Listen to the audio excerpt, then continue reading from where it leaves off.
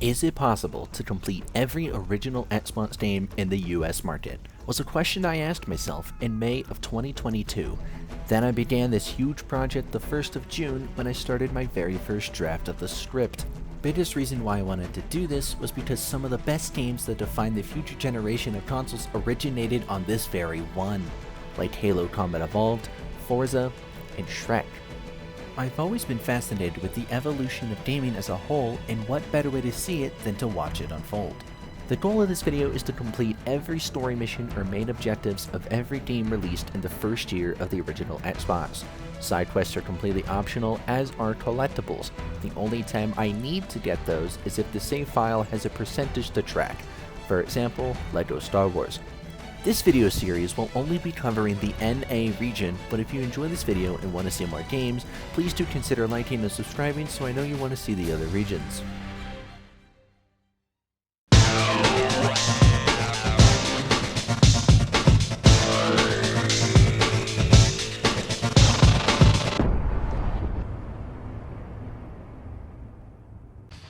Our first game is 4x4 Evolution 2. A racing game that predates Forza, utilizing jeeps and trucks and generally off-road vehicles. There are 4 modes in the game: Quick Race, Time Attack, Free Roam, and Career. That last one is where the challenge stays, containing 2 game modes, Racing and Missions. Racing is just regular lap races using a variety of cars, whereas missions are just little objectives to do to earn some money. Using the money earned from missions and races, we can buy new vehicles and parts to upgrade them. Much like Forza, each mission has weather that certain vehicles are more suited for, and each race is meant for different type vehicles. I found this nice chart of each vehicle that's the best in each category and best from each make. There's also this other list I found that outlines the best upgrades for the vehicles, no matter the truck. Using these to our advantage, we can win every race and get as much money as possible to get the best vehicle in the game. Although most of the games shown will have a heavily condensed impromptu guide, I will provide tips for anyone playing them. Starting with missions, there is no minimap, but there is a map you can open. It doesn't rotate, nor can it be zoomed, you just have to know where you are. Some missions might be forgiving enough to let you go in a straight line towards the objective, but you will eventually have to find your own way for some. Races, however, have an arrow at the top of the screen constantly pointing you in the right direction towards each checkpoint. There's only so many tracks to choose from, so you will get used to them and memorize the turns. This game is super repetitive and will get boring quickly and most likely frustrating for the first several races. Losing a race is going to happen a lot, so you're gonna have to get used to watching the truck in front of you win, pausing, and restarting before getting the best truck. The 2000 Chevrolet Trailblazer race SUV from Team Death. Unlocking this truck is going to be a nightmare. Not only does it cost $850,000, you also have to get first place in a race against CPUs from Team Death. And to get there, we have to do well enough that the game tells us in the Teams menu that Team Death's reputation is noticed, and only then can we have a chance to unlock the truck. So to start with our perfect run, we're going to buy the Dodge Ram 4-wheel variant, and we're also going to get the high capacity fuel pump for the engine. This is the cheapest upgrade we've got to make, and this will get us in the door for the bigger ones. I recommend moving your handling balance to 35 to help combat the flimsy turn radius. If at any point you want to know ahead what tires to use for which track, I provided a link to a spreadsheet to tell you exactly that. For the first race in the Amateur Series, keep the tires at medium cut and stay at low gear by using right on the D-pad. Also, do not forget to watch for the train after the first checkpoint. The CPUs will pile up here and you do not want to be stuck in there. Second race will need to have the tires switched to deep cut to help with the puddles of water littered around the track. Watch out for the excavator over the first hill. If you can get past it, you should have no problem winning since the CPUs will pile up behind it. For the third race, switch back to medium cut and run most of the race in low gear until you pass the first checkpoint. Switch to high gear to shortcut to the second checkpoint and then for the hill to get to the third. After the third checkpoint, switch back to low and repeat until the race is over, concluding the Amateur Series, and assuming you've got first place the whole way, we're left with $11,000. Luckily, you can replay any series, which will help if you're running low on money. The total amount we need for all the parts will be $202,031, so we'll need all the money we can get.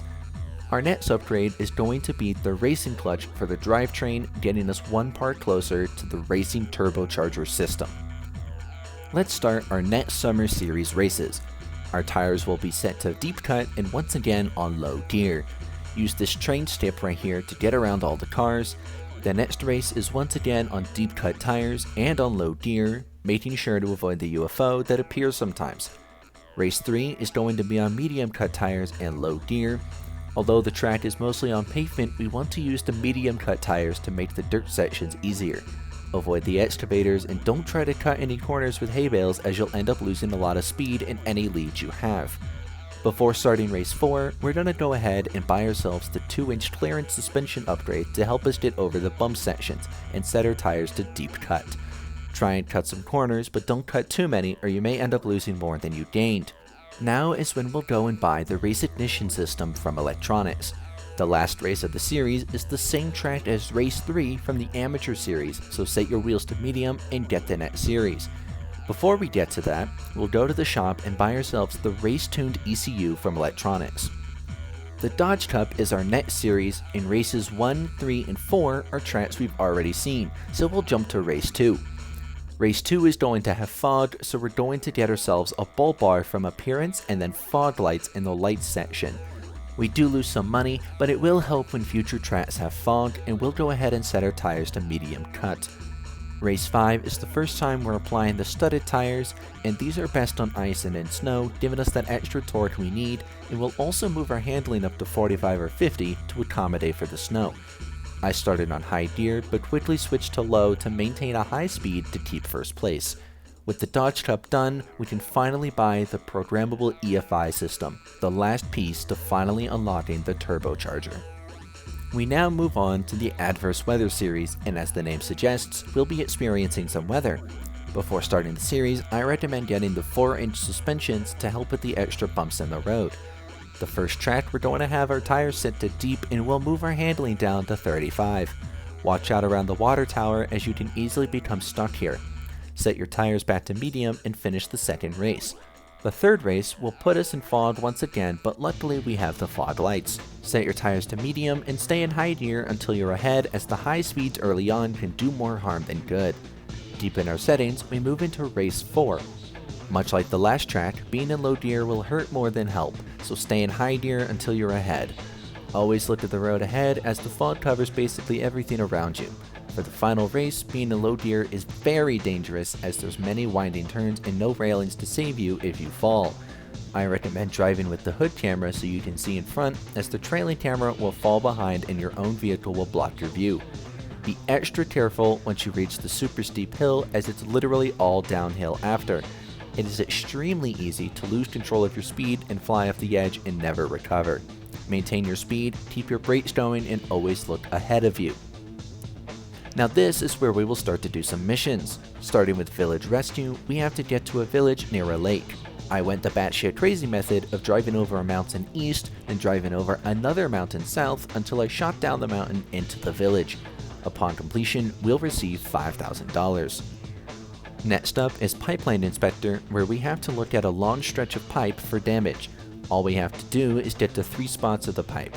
The first one is just here, the second is just here, and the third is just here. Upon completion, we'll be given $30,000, allowing us to get our next upgrade, the turbocharger. Now that we have it, we can get some smaller upgrades: the air-to-water intercooler, the forced induction exhaust, and the air-to-air intercooler. This leaves us with only 2 upgrades left to make. With our newly acquired upgrades, we start our next mission: oil spills. Super simple, we just have to find any oil spills along the shoreline of this lake. The first location is just here, the second here, and the third is just here. Completing this gives us $40,000. Next, we do a sled race rescue. We just have to find a lost dog sled using our tried and true method, which is just here, giving us $3,500. Now we have Animal Rescue, where we once again use unorthodox methods of getting to our location, which is just here, giving us $15,000 and finishing the Alaska missions. We start the El Norte missions with Field Assistant. Much like the others, we just have to make it to the location, finding some bones southwest of us which are just here, netting us $8,500. This now gets us our second to last upgrade, the tube frame chassis. Only one more to go. Our next El Norte mission is Field Guide, where we have to yet again find something, which is just south of us and is just here, giving us $12,500. For Gold Digger, we have to locate a gold mine southeast of us just here, which gives us $22,500, and now we can finally get our last upgrade, the carbon fiber body. This makes our vehicle the best it can be on the road, paving victory towards us getting the Team Death vehicle. Getting back to racing, completing the last series unlocks some more, and we'll start with the Monsoon Challenge. Race 1 is a track we've done before, but you'll want to move your handling to 55 to help with turning at high speeds. Race 2 will be on deep tires, and I highly recommend memorizing this track as it will reappear for the Team Death race. Be cautious on the straightaway as you can easily lose control if you go too fast, and look out for the pizza delivery car and the school bus as they will kill any momentum you have. Race 3 should have the handling set to 60 and the tires on medium. This track is wide and open, but also very clear on where to go next. Angle yourself to the left before the airfield to make it through the checkpoint, and try to avoid the ramp at the end of the temple as it will kill all your momentum and possibly lose you your lead. After finishing the series, we're going to buy some new wheels because even though we have the suspension to help with bumps, the larger wheels will help us stay grounded to maintain our speed. The Sandstorm Challenge is our next series and has entirely new tracks. On the first track, you'll want to lower your handling to 45. Slow down for this turn because staying fast won't let you make the short turn and you'll be blasting off like Team Rocket. You may even get lucky and lose the CPUs for the rest of the race. Race 2 is nice and short but has a lot of sharp turns. If you're lucky and take your turns easy, you can lose the CPUs for the rest of the race. Watch for these rocks after the first lap or you'll lose momentum. For Race 3, set your handling to 55 and watch out for the CPUs on this track. They will fuck you up if you're not careful about dodging them. Be mindful doing this short to here because if you cut the corner too much, you'll hit a rock and get stuck. Race 4 is essentially a really large circle. The CPUs will tend to stick to each other like magnets, so the sooner you get away from them, the better. Don't take this ramp or you'll get stuck, avoid this decrepit car at all costs, and do not go too fast for this turn or you'll miss it and lose your lead. The final race opens with an incredibly steep hill. Watch the track ahead of you as there are lots of loose rocks. As long as you maintain your speed and take the sharp turns lightly, you should end up in first every lap. At this point, we're going to pick back up on the missions, starting with Petroglyph Hunter, finding yet another thing in the vast canyon. For the first location, we can just speed up north to this pond where the petroglyphs are just here. The second location is east of the pond, just here, and this gets us $11,000. Heading into Lost City, we just head south, then west, and we've arrived and received $18,500. Might as well get the basic training out of the way, easy 3,000. Continuing on with Downhill Drop, free 6,000. Tightrope, ends as fast as it loads, another 4,000 in the bag. Uphill Grind is tedious with all the rocks, but we get $16,500. Freestyle sucks so bad, stay away from the rocks at all costs. Once you get past, it's a free $28,500.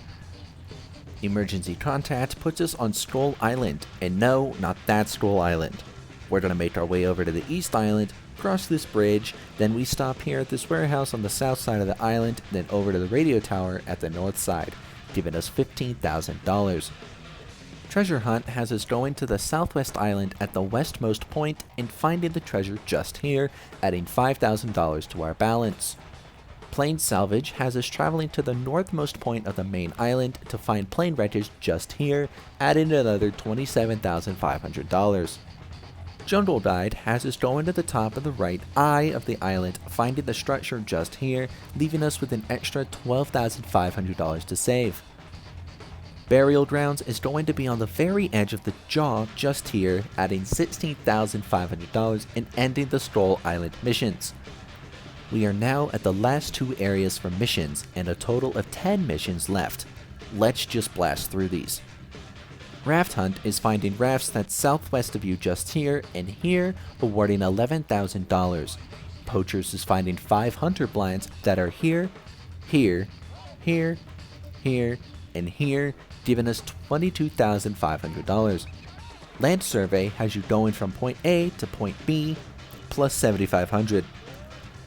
Ranger Rescue is once again A to B, awarding $4,500.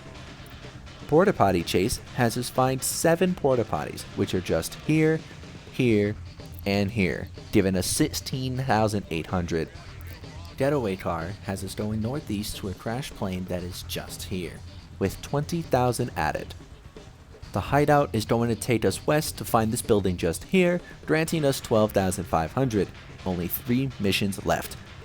Plane Crash has us going southwest to a log truck just here, granting $6,500 to us. 2 missions left. One man left needs us to blast to the northeast to this lake where we find our guy, earning us $50,000. 1 mission left.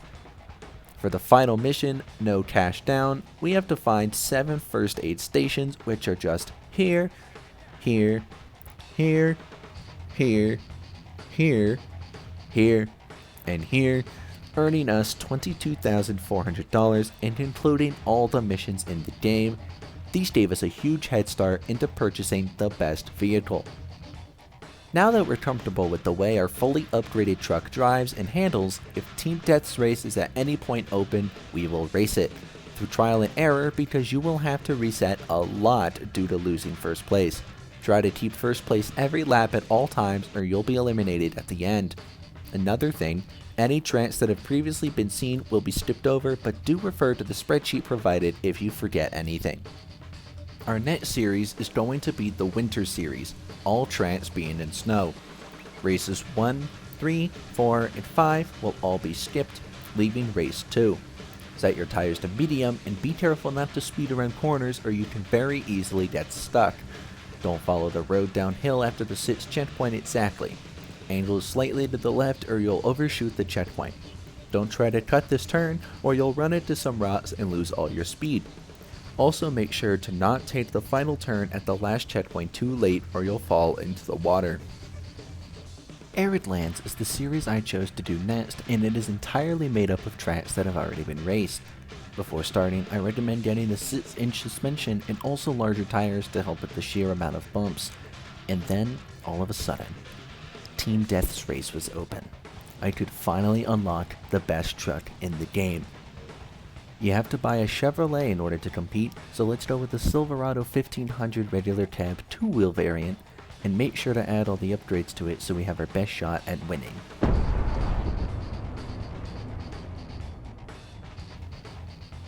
I had won, became a member of the team, and now had access to the best vehicle in the game. All that's left to do is to get the money. So to start, I immediately sold the Dodge since Team Death really hates if you drive any other manufacturer and you'll soon be kicked from the team. Moving on. The Industrial Complex Cup has only races 3 and 6 that haven't been seen, so let's go over those. For race 3, my biggest piece of advice is to watch the map and know when turns are coming. Each turn is nearly 90 degrees, the most wary you should be is the hill before checkpoint 5. This hill ends right when the turn begins. When you get to this section with the barrier dividing the road, stay on the right or else you'll have to slam on your brakes and go around the barricade. For race 6, do not take any shortcuts you see, they tend to be slower than the main track. Just watch your corners and don't take them too late. It is at this point that the rest of the game is mindless driving and going through every series painstakingly.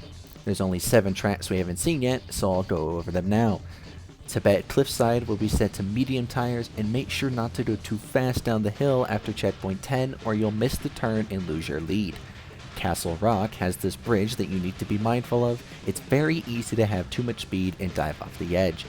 There's also a turn just before the finish that if taken too fast will send you flying into the water below, much like these CPUs. Mediterranean is a track that looks like a giant peanut. Set your tires to medium and be careful around this area as you could collide with these stones the wrong way and get stuck. And be wary of this fallen pillar when skipping the turns into checkpoint 5. Truck Stop 101 is the first track that's almost entirely pavement, so we're gonna put on our shallow tires. Try not to cut too much off the turn into checkpoint 2 or you'll hit the tree and have to go around. Take this shortcut immediately after checkpoint 6 and watch for any stray semis. Treasure Bay has many winding turns and 2 long straightaways that you must be careful not to go too fast on them or you'll miss the turn. Also watch the rocks before checkpoint 4, bobbing and weaving is the best way around them. Bayou Flats is not a difficult track, but the main concerns are getting past the initial cluster and avoiding any trees on the edges of the track. Make sure to align yourself early enough before this bridge or you'll fall off the edge. Baja Beach is the final track we haven't seen, and it's just the entire circumference of Skull Island. Lots of rocks to dodge, so make sure your handling is loose enough to allow you to turn fast. And make sure to have enough torque to maintain speed as the sand is very loose. It is now time to complete all available series and then complete our first qualifying event. These are the same tracks as normal, except completing them opens more series. To help get these races done quickly, we're going to go over what the best are in each class and in each make. The best compact SUV will be the Lexus RX 300 two-wheel, and these are its corresponding series. For compact truck, you're going to want the Toyota Tacoma Extra Cab V6 two-wheel, and for these series and qualifiers. The best standard SUV is the Nissan Pathfinder SE two-wheel for these series and qualifiers. The standard truck is going to be the GMC Sierra 1500 SL regular cab two-wheel for these series and qualifiers.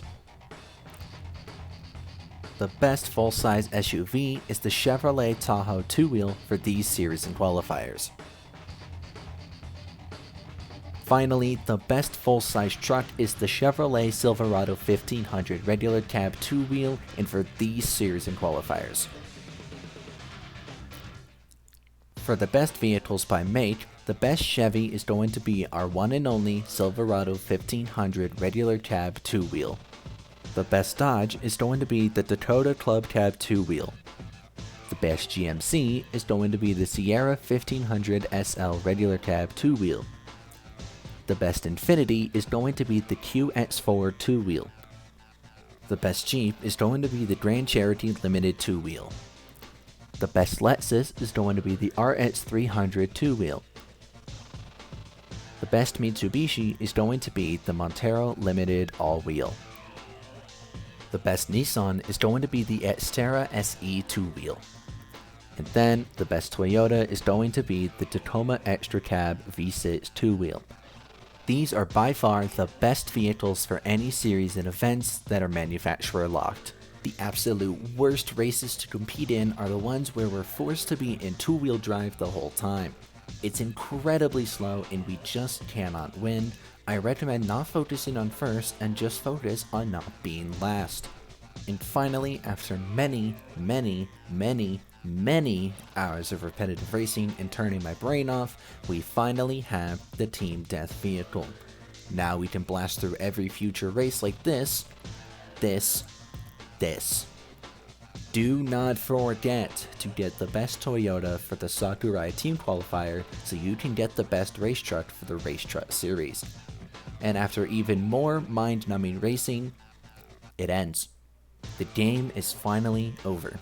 We've completed every mission, every series, every qualifier. 4x4 Evolution 2 is basically just another racing game based around off-road vehicles. Once you know how to upgrade your vehicles and what tunings to apply, it's not all that bad. The overall default feel of the vehicles could have been tweaked, but it's okay for what it is. The music was just mediocre loops and the graphics are okay, so this game's final rating will be a C.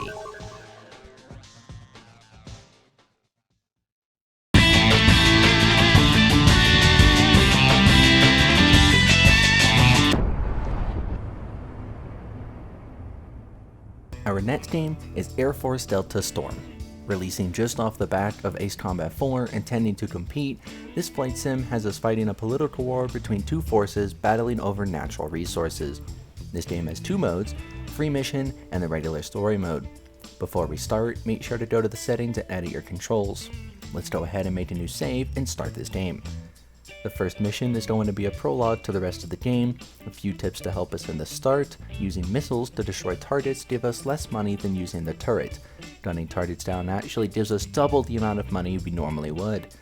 Also, when it comes to the boats, don't destroy the turrets, instead just gun down the boat itself, as destroying it will also get rid of the turrets. After the mission, we get a bit of plot dropped on us before we get to the map. Where we start is the mission we just played. Heading to the left will take us to the airbase where we can start new missions, buy new planes, and save. My completely personal and optional goal is to acquire every plane in the game, so I'll make sure to keep track in this video. If you want to follow along, go to this wiki page and it'll tell you how to get every plane. Right off the bat, we can see we have the A7 Corsair 2, checking one plane off the list.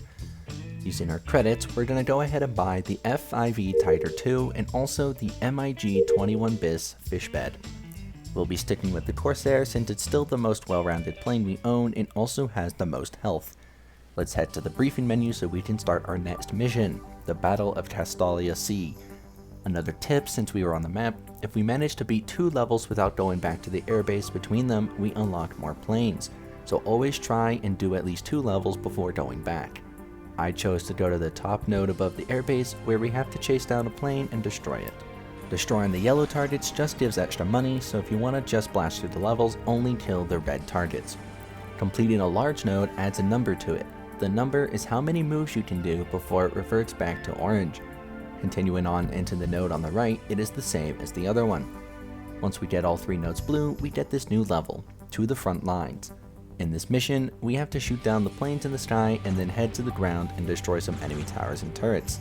These do shoot at you, so be careful not to take too much damage and be mindful of where your HP is at. Do keep in mind, the only targets that give extra money when destroyed without missiles are the aircraft. You do not get health back after each level. You have to go back to the airbase to repair any damage. Heading back to the airbase, we can go ahead and save and get ourselves the EE Lightning. This is the first plane that has a range of 2. Range on planes is how many spaces we can move on the map before the numbers decrease by 1. The higher the range, the easier it is to catch up to the red planes in small nodes like spies or bombers. We'll now start using the F6 and get the bottom of the map turned blue. Holding the throttle up in the F6 sends the engine into an overdrive and sets it to 120% instead of the normal 100. Now that the nodes are blue, we head to the battleship for our next mission, the Battle of Castalia Sea. For this mission, we have to destroy any aircraft and all the enemy ships. Remember, only the aircraft give double money, so don't hold off on your missiles for the ships. Heading back to the airbase, we can get ourselves the A-10 Thunderbolt 2 and the F-4E Phantom 2. Doing another briefing will show us our next mission, Through the Valley of Death. Sticking with the F6, make sure to stay within the walls of the gorge or you'll get a barrage of missiles after you. Forget about the turrets along the way, just destroy the bridges. Once at the fortress, spam missiles every time you're locked on and just fly around it in a circle until all the turrets and bridges are destroyed. Now that we have a new airbase, we can set our save here and get ourselves the Tornado F3. This airbase has 2 missions ready for us, Defending the Zeno and Pursuit Across the Sky. On the map, we're going to take the small nodes first and then head towards the original airbase where we can do the mission, The Quiet March. All we have to do is destroy the aircraft and use missiles on the tanks on the ground. Circling around back to the original airbase gets us the F-45 Phantom 2 and the Kafer C-7. Now that we have all the missions done for the Adakles airbase, we can switch to the F-45 Phantom 2 and head over to the first mission for the Bologna airbase. Starting the mission Defending the Zeno, we have to once again destroy aircraft, then turrets, then the tank line. We get back to Bologna airbase where we can get the F-14D Tomcat and the Mirage F-1. We'll switch to the Tomcat and start our next mission, the Glass Scale. We just have to destroy the buildings and the aircraft for this one. For Nullify the Sky, we have to shoot down all the aircraft and AA guns in the city. Do not try to fly everywhere at top speed or you'll crash into a building and lose your plane. I unfortunately crashed, but I was able to get the F-15E Strike Eagle, which is what I'll be switching to.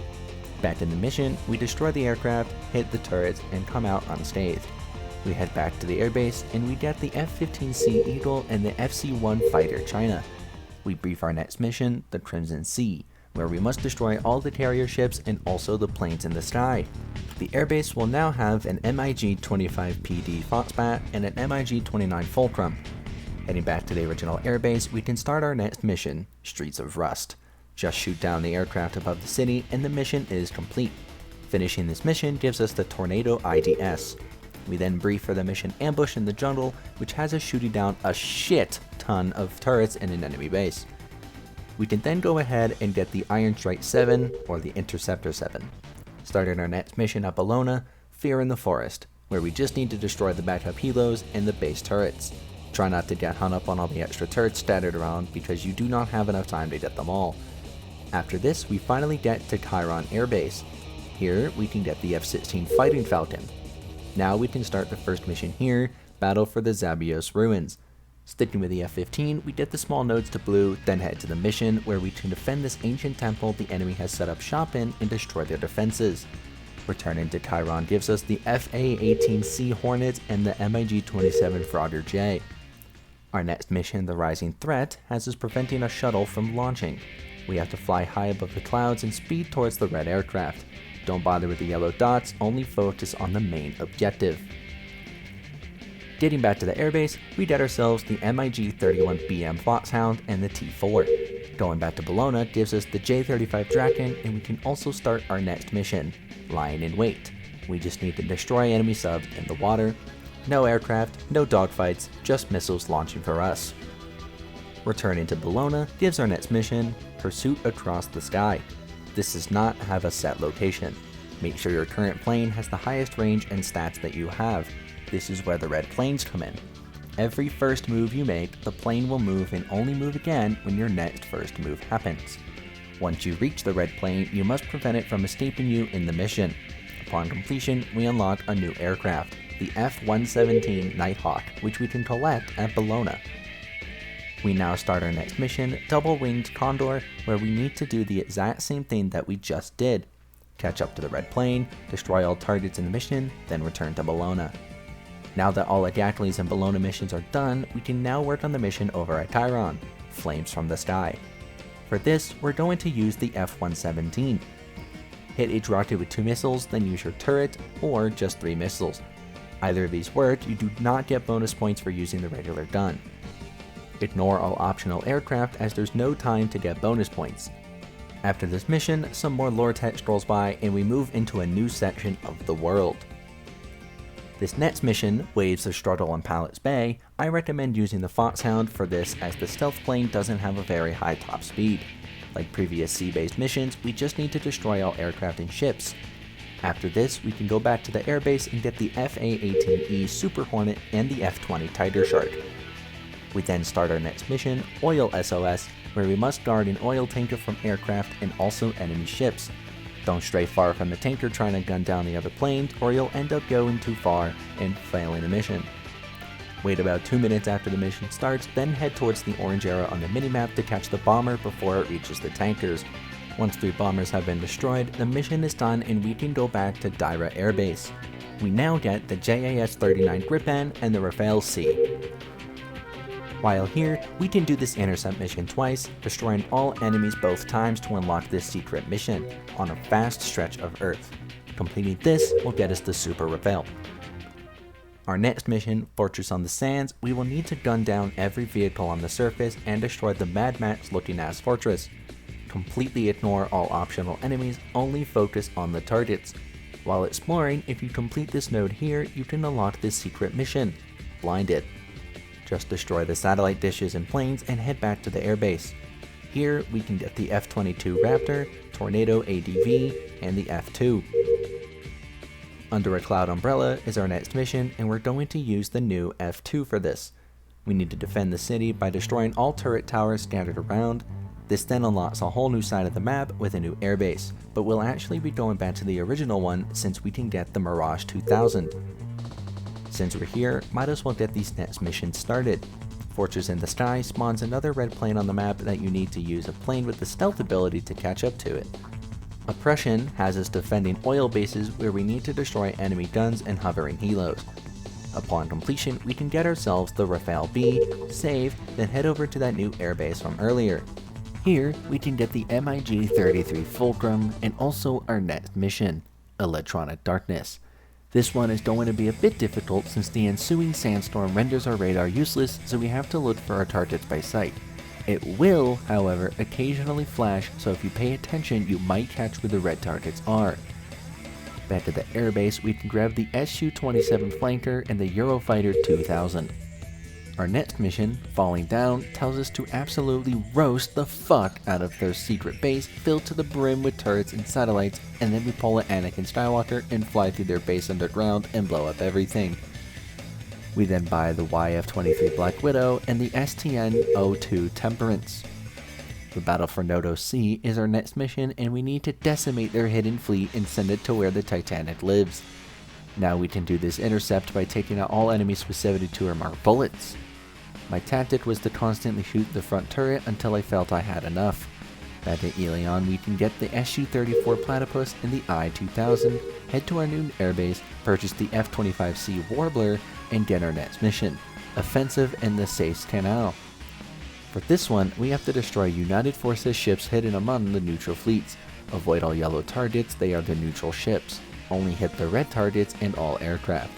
We can now get the F-26A Shrike and the S-37 Burkett. The next mission is Attack of the Tyrant, and for this one, we'll have to stop a big-ass laser from firing using energy from the sun. After somehow managing to dodge all the missiles, we complete the mission and head back to the airbase to heal up and get ourselves the S-42 Funeral and the STN-006 Hermit. Do not stop here. The new location unlocked is the final mission. So we need to roam and complete everything we can before doing it so we can actually get the 100%. Since I did the left Tyrant mission first, the right one is next. The left one has destroying the base of operations, the right one is the device itself. Dodge everything you can and shoot down everything you see. Once it's done, head to the airbase and save, then we can acquire the XAB-25F Callus. At Phoebus, we can brief for 2 new missions, Escape at Dawn and Time Limit.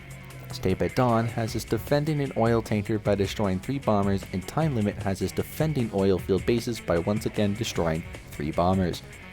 Return to the airbase gives us the FA-24A Acorn and the YF-26ER Swan. Destroying all enemies in this intercept using the MiG-144 MFI without taking damage will allow us to get the JSF X-32. With no new missions, we head down to Elion Air Base to get the mission Path to the Open Sea, where we have to defend oil tankers again. This does, however, get us the Su-23U Furnace. We then head back to the original airbase to get 2 new missions, Fangs of the Sea, which has us sinking an enemy submarine, and then the Elite of the Desert, which has us chasing down a red plane. This gives us the XF-01 Mercury. We now have a new mission at the second airbase, Black Target.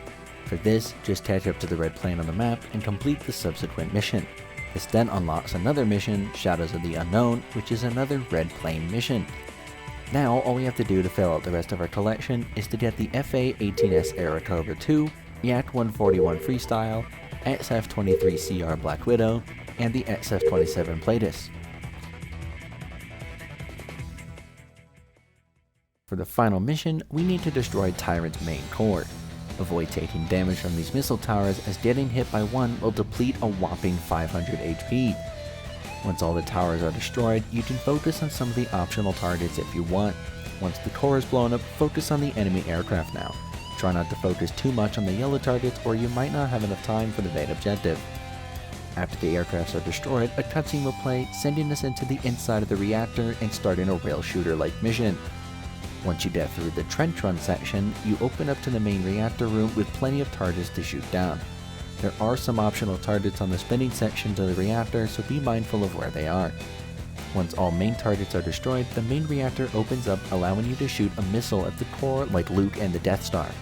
A final cutscene plays, and that is the end of Airforce Delta Storm. This game was a blast. The different designs for planes was really cool to see, especially the late game ones like the Bee and the Phosphorus. The intercept missions got a little repetitive as there's only so much that were made, but that's about the only negative thing I can think of. The music was great, the graphics were amazing, the story was engaging, and overall just a good flight game. I'm putting this one in A.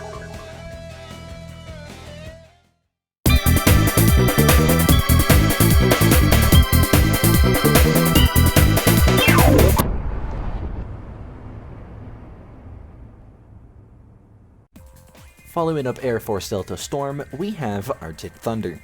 This is another racing game, but on snowmobiles. Immediately, I could tell it was just the snowmobile race game you see in your local Dave & Buster's, but ported to Xbox. And after some digging, looking for a strategy guide, I found an operator manual for the arcade machine. So my immediate observation of the game was correct because it is an arcade cabinet ported to Xbox. This is legitimately just the arcade version, but an added main menu and Xbox controls. There are multiple modes: race, points, training, and arcade. Race is your standard type of mode where you need to get first on every track. Points is a race dedicated to earning points to spend in the upgrade shop to make your character and sled better. Training is just racing without opponents, and arcade is like if you played on the arcade machine. Race and points is what we'll be using for this run, as our 100% goal is to fully upgrade every character and sled and also get first on every track. We'll start by using Candy Ice as our character, and using the bumpers changes the sleds. We'll be sticking with Candy's sled until we unlock more characters. Heading into the points mode, we start with the first track in the game, Lost Himalayan City. This track is easy difficulty and doesn't have many tight turns, only this section is quote-unquote tight. The amount of points earned is based on how many power-ups you use and also the place you finish in. First gives 3,000, second is 2,000, and third is 1,000. Each race will give a different amount of points, as there are many variables as to how much you'll earn by the end. However, we can get a good reference for what upgrades to get first. I recommend just going for the ones that are most useful first, like the shot accuracy, boost time, and shield strength, as these are going to keep you alive longer and also closer to the finish line sooner. The prices do not go up or down, they stay consistent. I focused all my initial points on maxing out the missile shot accuracy. You want to get your upgrades absolutely loaded before attempting the regular races so that your chances of winning are significantly higher than with base stats. Once you feel like your character is upgraded pretty well, start by upgrading the top speed of your sled. Once top speed is maxed out, start upgrading your acceleration. Make sure to grab every boost power up you can and grab as many missiles as you can. Once your sled is maxed out, move on to upgrading the rest of your character in any order and then switch to a different one. This 100% is just a rinse and repeat of the same formula, so there's not very much to guide on. Once all my upgrades were made, I'd continue to play each race until my character was essentially useless and unlocked more. After somehow finishing all available tracks first try nearly every time, we go back to the points mode to start upgrading the other characters and unlocking more tracks. This is honestly just a really boring process of racing for points, spending the points, then repeating. I might even say it's more boring than the grind in 4x4 Evolution 2. At least that game was a real racing game and not a mediocre port of an arcade machine. After playing for so long and getting so incredibly bored with it, I decided I did not give a shit anymore about the upgraded characters and just wanted to be done with getting gold on all the tracks. After doing so, I no longer had to think of this game any further, but at least I had this cool snowman. This game got really stale really fast. The turning is about as good as a newborn's reading comprehension, and the power-ups feel super weak even after fully upgraded. The tracks are too much for the vehicle's speeds, and the turns are made as if they want you to hit every single wall. There are some fun aspects about the game, but it's really grind heavy, worsened by the fact that the grind is so boring. This game's final rating will be a D.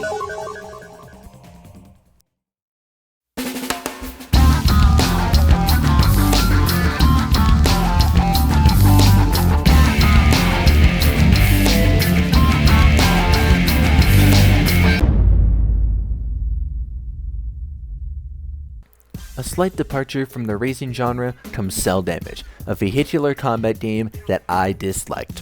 You play as these cartoon characters on a fake TV network, brawling with your cars.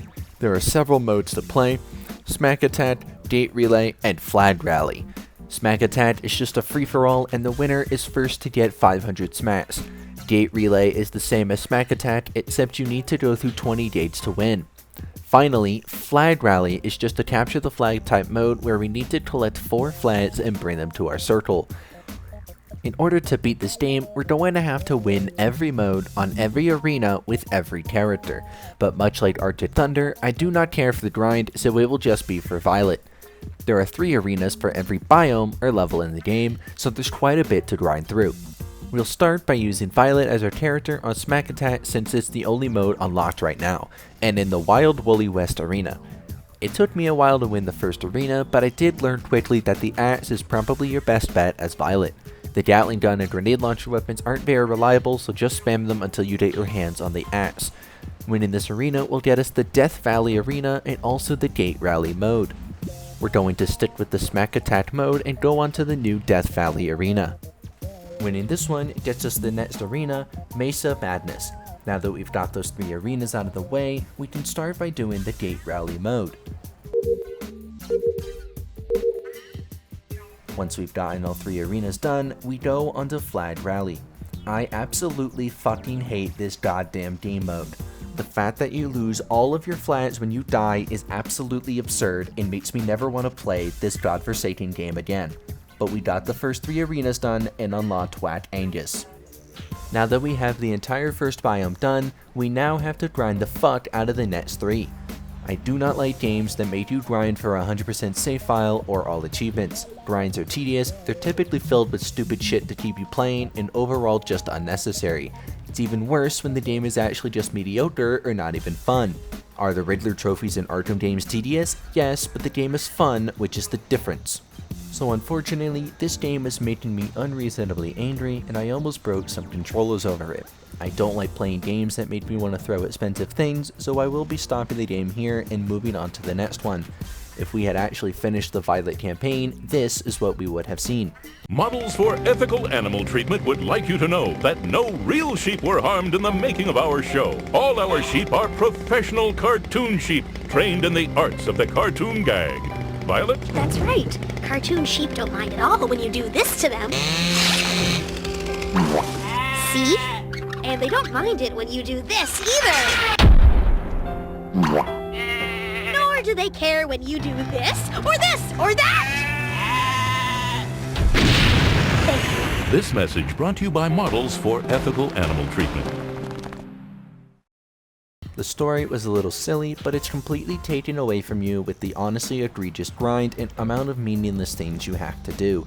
The team did propose a sequel in 2002, but all the publishers they reached out to declined due to the poor sales, and I honestly agree. I would put this game in F tier if it meant the sequel never got the Flag Rally mode ever again. Final rating is a D.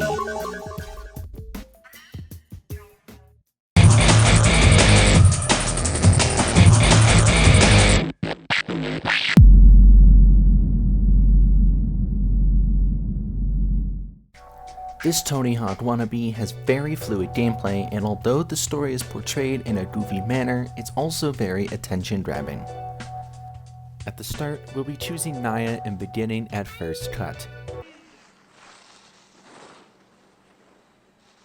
Look at my new pony. Well, I haven't seen you here before. Hey, sorry about that. If I find out that some punk snowboarder isn't following the rules, then I will crack down. You tell him, Chief.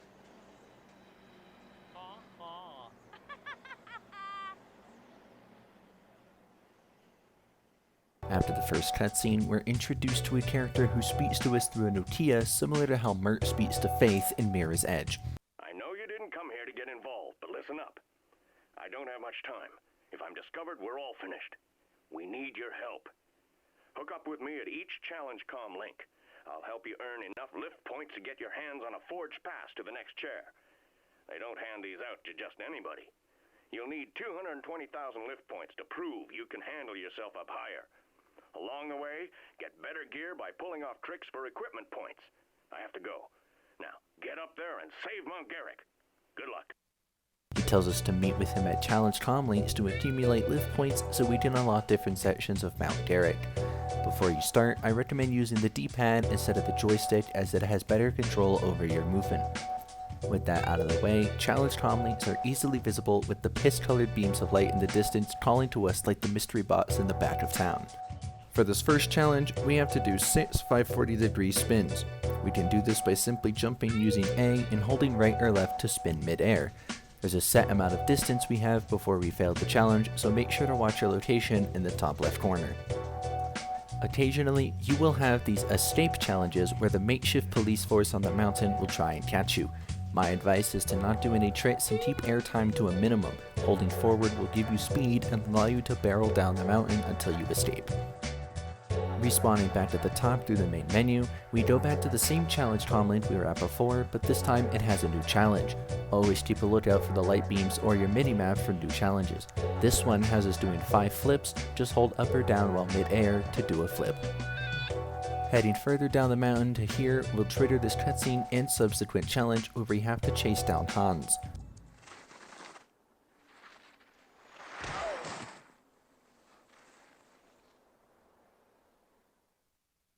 All we have to do is touch him and we complete the challenge.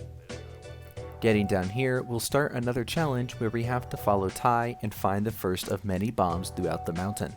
Just grind on this rail and we complete the challenge. Getting to here, we'll start this challenge comm link where we have to jump over the snow grooming vehicle, which is just here down the left path. This comm link will have us perform 8 jibs. Just jump over a railing and hold X to do a jib or grind. Grind this railing to get to this comm link, which has us rushing to the outhouse to shit the living hell out of us. Just follow the signs that say to outhouse and get there within a minute and you should complete the challenge. This will take us to the bottom of the mountain and allow us to save our game. We can now head to the equipment shop where we can view our newly acquired outfits and boards. Once we're done here, spawn back at first cut and get to the original comm link to start our next challenge. This will have us perform 3 special tricks which we can find in the pause menu. These are button combinations we have to perform while mid-air to do the special trick. Some do have long animations, so keep in mind which ones you unlock that don't take too long to perform. Just do 4 unique tricks and you should complete the challenge. Return to the chairlifts and spawn back at first cut so we can get to this comm link here. We just have to complete 5 gap jumps and we complete the challenge. Anytime you see a purple and white striped pattern on the edge of a platform, that is an upcoming gap. Look out for these to get tricks in and earn more points for equipment. After this, we make it back to where we found the bomb, but instead we go into this comm link giving our next challenge. Here, we need to knock the turkey off the picnic table in the picnic area. Follow the signs, jib the table, and we'll complete the challenge.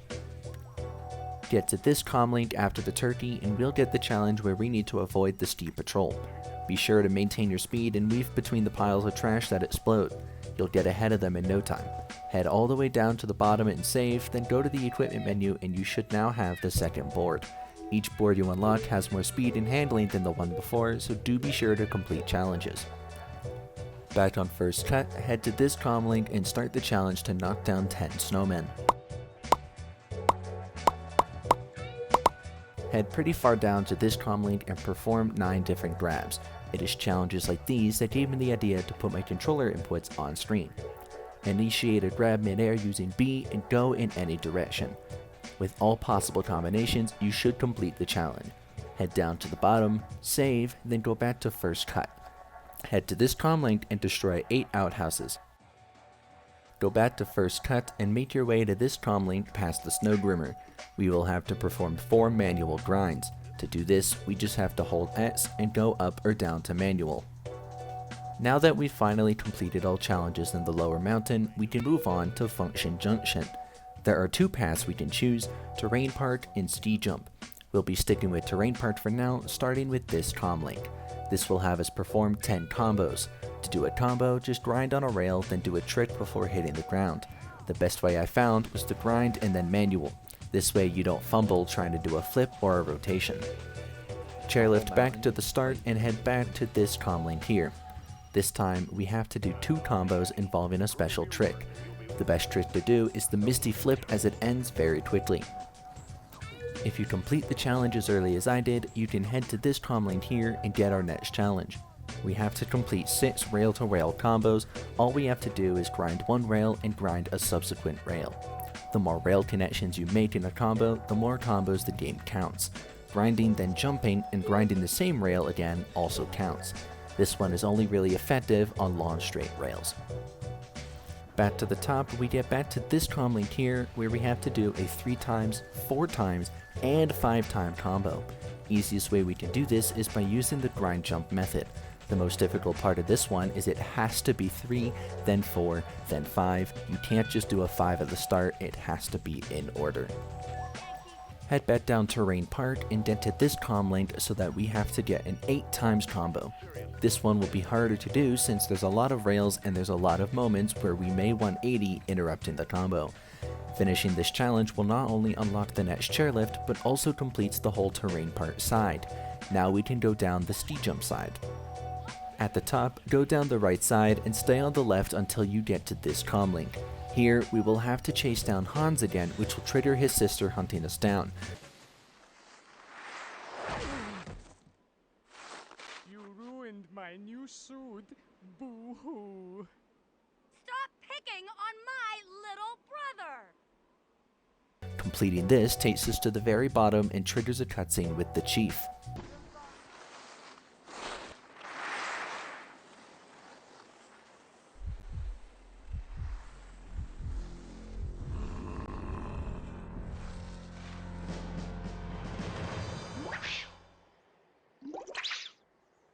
Head back down, ski jump, and stay to the left past the initial comm link to get to the next one. This challenge will have us locate the Olympic ski jump, which is just here.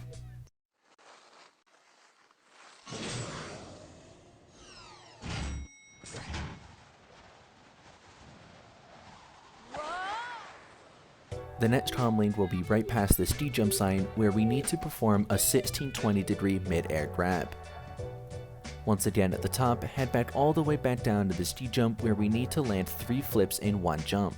You can either hold up for 3 front flips or down for 3 back flips. Head all the way back to the ski jump and land 4 grabs in 1 jump. Any 4 will do as long as you stick to the landing. Right back at the ski jump once again, we need to perform 2 special tricks in 1 jump. Any 2 will do since we have plenty of airtime to perform them. Now that we're done with the Function Junction, we need to head on over to Pipeline. Similar to Function Junction, there is a fork. The left takes you to the junction, while the right takes you to the half pipe. This is where our next challenges are going to take place, so only worry about getting to the half pipe. Our first challenge will be just through here, and we will have to perform 10 tricks in the half pipe. Collecting this trick token, then restarting, will allow us to start with the entire half pipe and also allow us to perform a trick. Just spam the trick ASY until you get 10. After this, we'll get our second bomb challenge. Just follow Felix until you get to the bomb, which is just here. Back in the half pipe, we have to do both a front hand plant and a back hand plant. The hand plants are not something the trick menu will show you, but it is in the manual. When on a ledge like the half pipe, you have to hold Y facing downhill for front and uphill for back. At the bottom of the half pipe will be our next comm link. We have to perform 6 half pipe special tricks, and repeating tricks are counted. Just spam Rocket Air and you'll get it. Finally escaping the half pipe, we get to the last comm link of the area and it has us knocking over 3 slow patrol officers. Don't perform anything fancy or try to style on them, just hold forward and you'll quickly catch up to them. By now, you should have all 16 outfits and also all 4 boards. Choose the 4th and final board as it has the best speed in the whole game. Let's head on into the summit. Let's start by going left in the new fork toward the big gun. Follow the signs and you'll get cock blocked by the 3rd bomb challenge. Just follow Len and you'll get it. Shortly after completing this challenge, you'll get hit with a snow patrol escape. Just keep moving forward and gaining speed to escape. Head back down the big gun side and get to the first comm link. This is where we'll have to find the big gun. Grind all the rails and bust through the gate to get to the big gun, triggering a cutscene.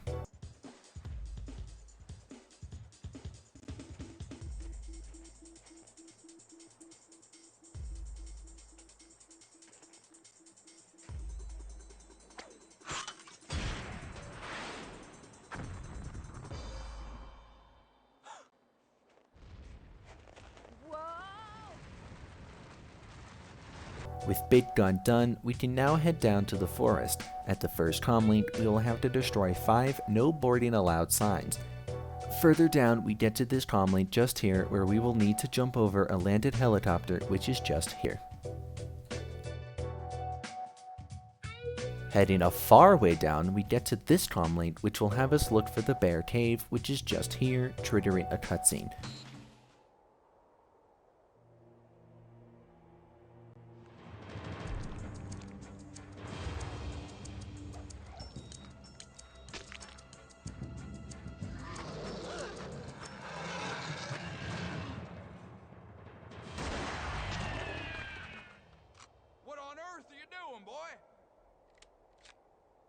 you're not able to read or see straight.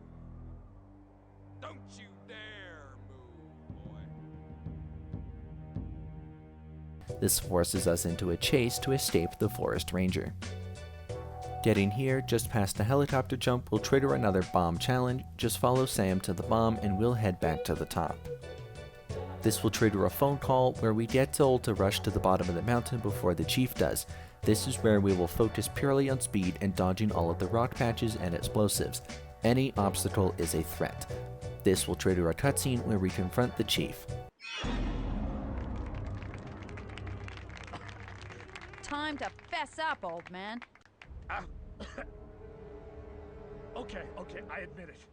I'm Special Agent Brian O'Leary, and my job was to keep snowboarders out of the backcountry so they wouldn't discover our secret. I mean, our special cows.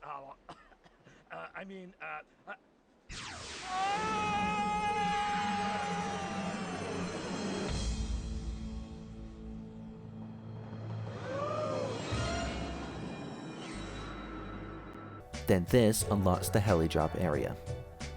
Immediately while up here, we get a call to find the secret entrance in the mountain, which is just here.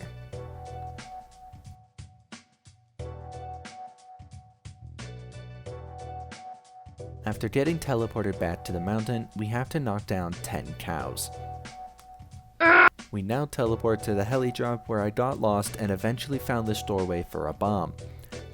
Now that we have all the bombs we need, we just head forward a few seconds and then we can start the next challenge to blow this place to hell.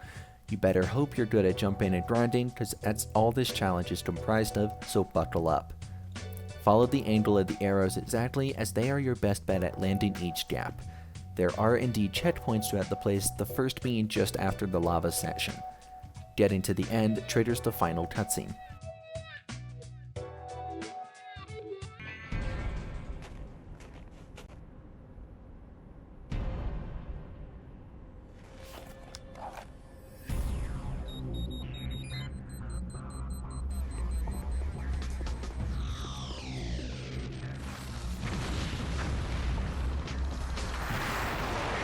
This last mission is arguably the worst part of the whole game.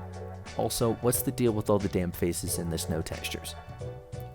This game has very good movement, a fluid trick system, a relatively flimsy story, but holy shit does that final challenge fucking suck massive shit. The sheer amount of perfect timing you have to execute this mission is absurd and should have definitely been nerfed before release. Giving this a final rating of B.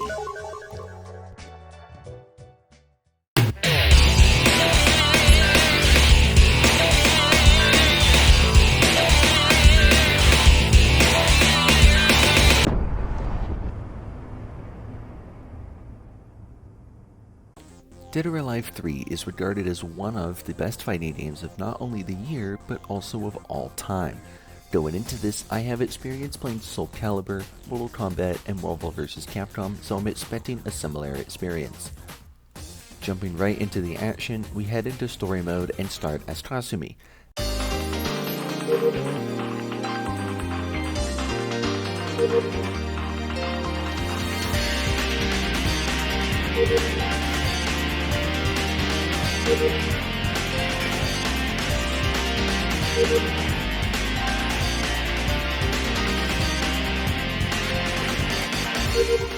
After suffering through a bunch of disconnected fights with other characters, we make it to the Omega boss fight, which also makes no sense as to why it is here. And then her story is over.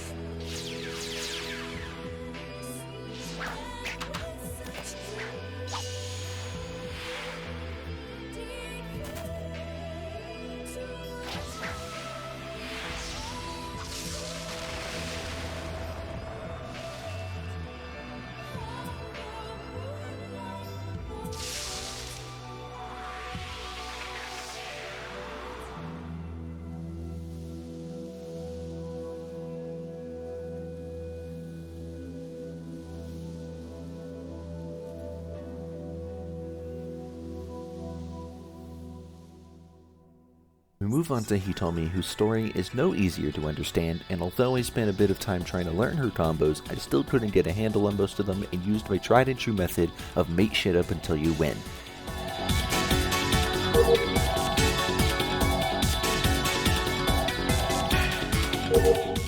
And for fuck's sake, fuck you, Jan Lee.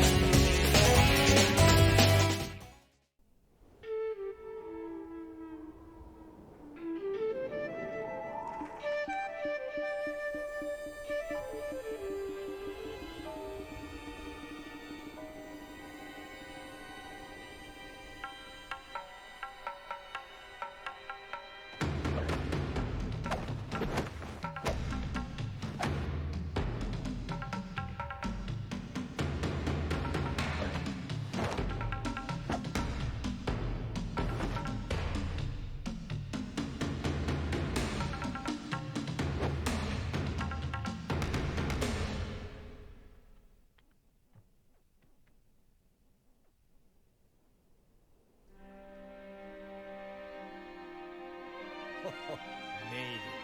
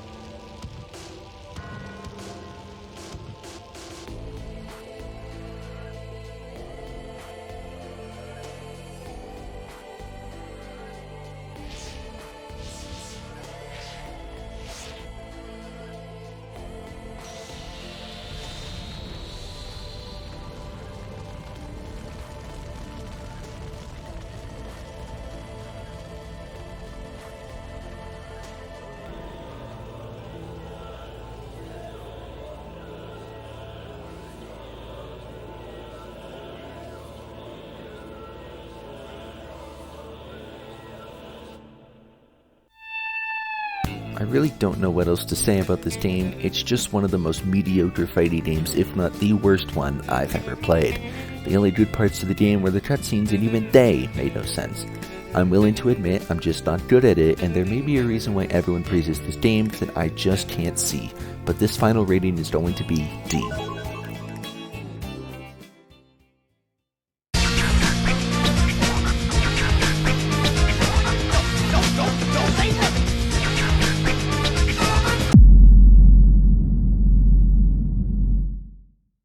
Fuzion Frenzy is Blitz Games' take on Mario Party, and it's one of the games of all time. Upon opening the game, we're tasked with choosing between Tournament Mode and Mini Game Frenzy. Tournament is where we'll be hanging out mostly, and is where we can choose how long the game goes on for. There are a total of 6 stages in the game. Each stage has us play 3 minigames and 1 Fuzion Frenzy mode. The 6 stages are Waterfront, Coliseum, Power Station, Military Base, Downtown, and Outlands. There's not really a beating this game, as there is no real objective other than just winning, so I'll show you each and every minigame. Let's go ahead and start in Waterfront. Waterfront is going to have 8 total minigames, and there are 2 types, jet boat minigames and orb minigames. The jet boat minigames put the characters in a small inflatable boat powered by 2 jet engines. Your goal is to be the first to win a race around the harbor, navigate a treacherous track, collect tokens, or dodge hazards. In orb minigames, you either pick up orbs and deliver them to a goal, attempt to hold on to an orb until time runs out, or try not to be caught holding one when time runs out. The jet boat minigames are Jet Boat Sprint, Jet Stream, Money Pool, and Water Date Scramble. In Jet Boat Sprint, we use our left stick to rotate our boat while using A and B to go forwards and backwards respectively. This minigame has us try to be first to complete 3 laps. In Jet Stream, we again use our left stick to rotate the boat and use A and B to go forwards and backwards. The goal is to try to push other players off the waterfall while also avoiding bombs and debris. Shields are also spawned in occasionally, protecting you from the bombs. Money Pool has us collecting as many points as we can accumulate while also avoiding the big whirlpool. Water Date Scramble is a race that requires you to go through gates. The gates, however, are only one way and you must go through them in the direction of the arrow or it will add to your overall time. The orb minigames are Cooperation, Energy Ball, Odd One Out, and Victim. The controls for these are almost identical to those in the Jet Boat minigames. Left stick for movement, A is to jump, and B is to attack opponents and steal their orbs. Cooperation is a bit of a tricky game.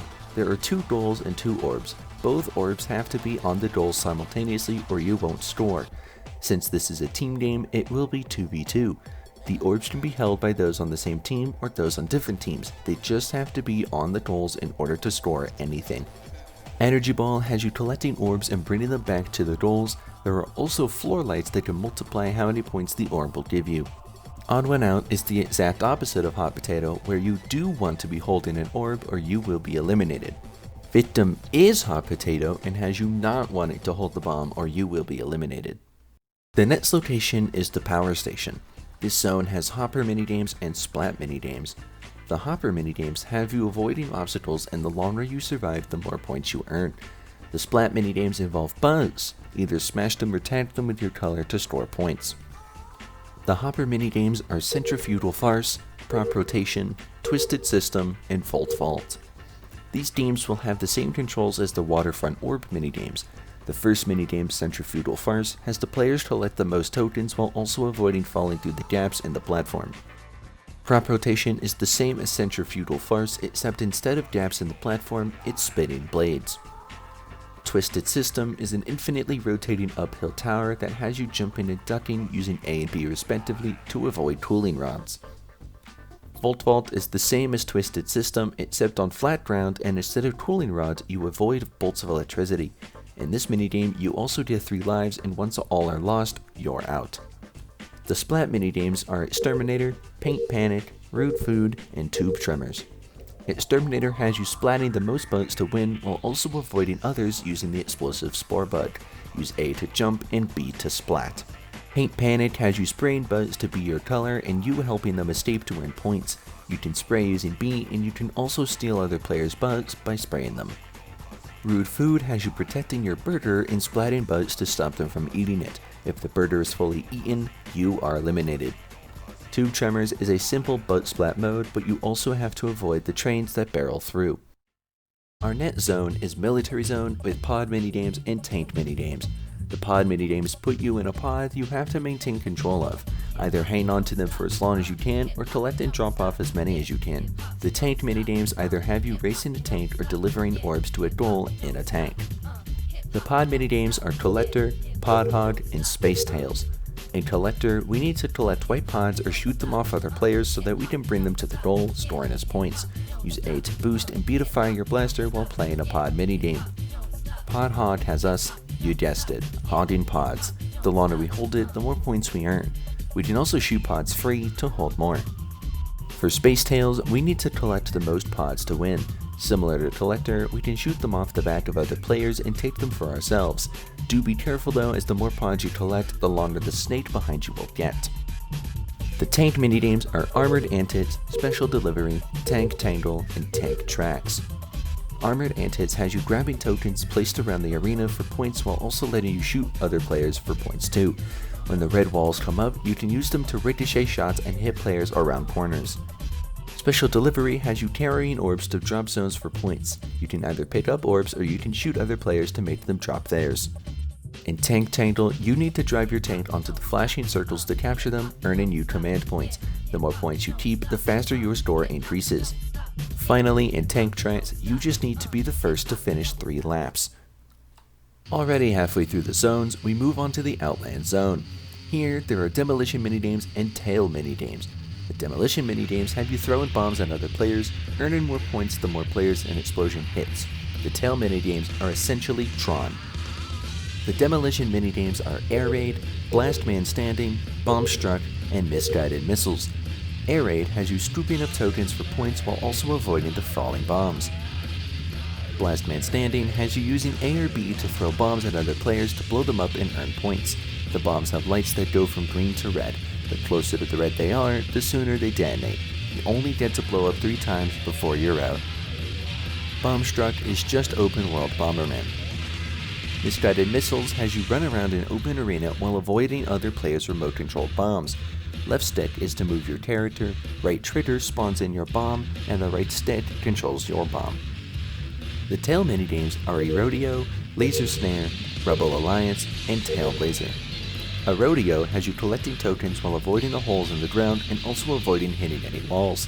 You can use A to boost, and drilling a tile 3 times cuts it away. Laser Snare is the Tron-like minigame where you need to surround the most tokens with the laser trail. You can also surround players with the trail to destroy them. Rebel Alliance is just Minecraft Spleef, and Tailblazer is unlocked Tron. What I mean by unlocked is it's no longer on a grid and is simply free roam. Next up is the Downtown Zone, containing fireworks minigames and music minigames. The fireworks minigames have you blasting the best rocket displays anyone's ever seen, and the music minigames are literally rhythm games. The fireworks minigames are Blast Off, Barn and Fuse, Falling Star, and Pyrotechnician. Blast Off has you collecting rockets and carrying them to the launching pad. In order to win, you have to launch the most rockets. Additionally, you can carry 5 rockets at once. Burn and Fuse has you lighting fuses for rockets of your character's color. You paint rockets with B to make them yours, and if someone else launches your rocket, you get more paint. Even if another player launches a rocket of your color, you will still get the points for the rocket being launched. Falling Star is a bit tricky. In this one, rockets are sent up and go off, dropping glitter to the ground. The goal is to collect the glitter that falls from the rockets, and you can tell where they will fall based on the lights on the ground. Once you have glitter in your basket, you have to take it back to the goal to earn points. Collect the most glitter to win. Pyrotechnician has you carry 3 kites of your color back to your station to launch the best firework display. The gold kites are worth the most points. The music minigames are Mystery Beat, Rhythm, and Scratch Match. Mystery Beat is a Simon Says minigame. Players press A, B, X, Y to create a pattern that other players must follow. Multiple buttons can be pressed for 1 slot, and yes, all 4 face buttons can be pressed for 1 slot. Not missing any notes increases your combo multiplier, increasing the amount of points you earn during other players' pattern. Rhythm is the same as the last minigame, except the in-game DJ makes the pattern. Scratch Match is the exact same, except now you follow a drum pattern, and if you miss a note, you lose a life. You get 6 lives to start. The beat gets progressively faster as the minigame continues. And finally, we're at the Coliseum, the last zone. The Coliseum has us compete in rolling ball minigames and ice car minigames. In the rolling ball minigames, the objective is to roll your ball across a point on the board, race it around the track, or bash into other players. The ice car minigames have you playing keep away or doing the exact opposite and wanting to bum it to everyone. The rolling ball minigames are Roller Ruckus, Rolmentum, and Sumo. In Roller Ruckus, you just need to complete 3 laps to win without falling off the track, essentially Rainbow Road. In Rolmentum, roll your cage over the active goals to score the most points. And for Sumo, you just need to knock every other player into the water while trying to stay in the middle. The laser will cut around the outside and remove pieces of the platform, forcing you closer to the middle. The ice car minigames are Bumper Race, Hockey, Knockout, and Pinball. In Bumper Race, you need to complete 5 laps to win. If you get hit by one of the bombs, you will lose control of your ice car. Use A to boost and B to brake. hockey is exactly as it sounds. Knock the pucks into the goals to score. You can also knock other players into the goals to score points. In Knockout, knock everyone else off the ice while avoiding a freeze ray in the middle of the ice. For pinball, you just need to take the orbs to the white bumpers to score points. You can bash other players to steal their orbs for yourself. And now for the titular minigame, Fuzion Frenzy! The Fuzion Frenzy round at the end of every zone is going to be the same, just on different arenas. Before the round begins, you can wager your orbs that you've won previously and they will be in play during the round. The goal of the round is to grab orbs and carry them to your goal for points. The more orbs you carry at once, the more points you earn when depositing them. You can attack other players by pressing B, stealing their orbs for yourself. With that, we've gone over every minigame in Fuzion Frenzy. As with all party games, it is way more fun with friends and family. The minigames are fun and creative, the music and aesthetic streams 2000s, and the graphics are very artistically driven. This final rating will be a B.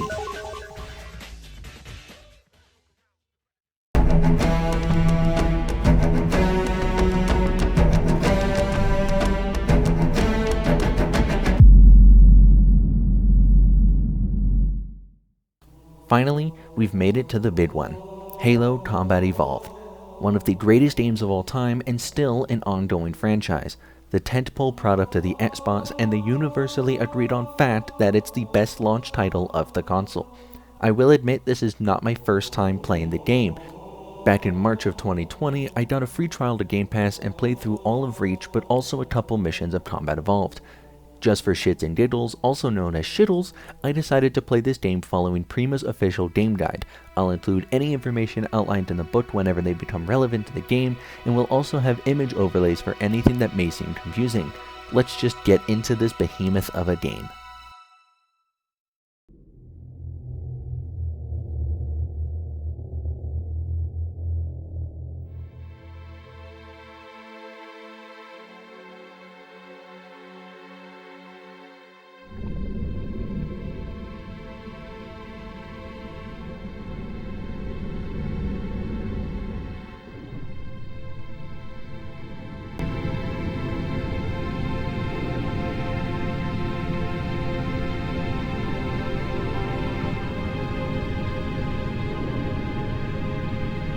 Cortana, all I need to know is, did we lose them? I think we both know the answer to that.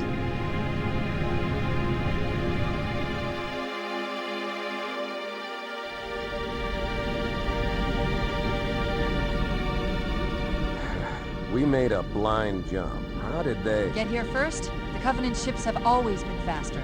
As for tracking us all the way from Reach, at light speed my maneuvering options were limited. We were running dark, yes? Until we decelerated, no one could have missed the hole we tore in subspace. They were waiting for us on the far side of the planet. So, where do we stand? Our fighters are mopping up the last of their recon picket now, nothing serious. But I've isolated approach signatures for multiple CCS-class battle groups, making 3 capital ships per group. And in about 90 seconds, they'll be all closed. No, that's it. Bring the ship back up combat. I want everyone at their station. Everyone, sir? And Cortana. Let's give our old friends a warm welcome. I've already begun.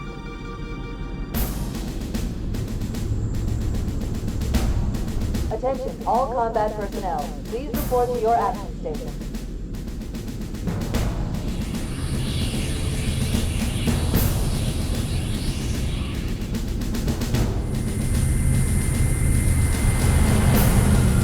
Fifth platoon, secure airlocks on deck 11. 14th platoon, rendezvous with 22nd Tactical at Bulkhead Charlie 14.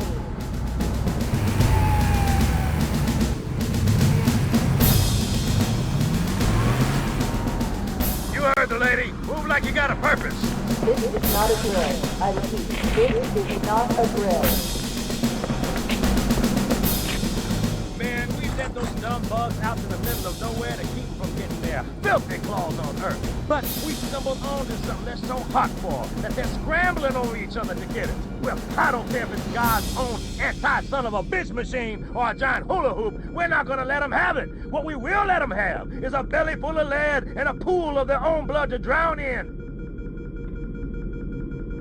Am I right, Marines? Sir, yes, sir! Damn right I am. Now move it out. Double time. Attention all personnel. We are re-engaging the enemy. External and internal contact imminent. All you greenhorns who wanted to see Covenant up close, this is gonna be your lucky day.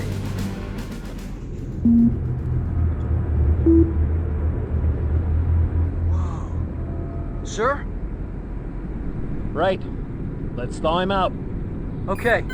Bringing low-level systems online. Cracking the case in 30 seconds.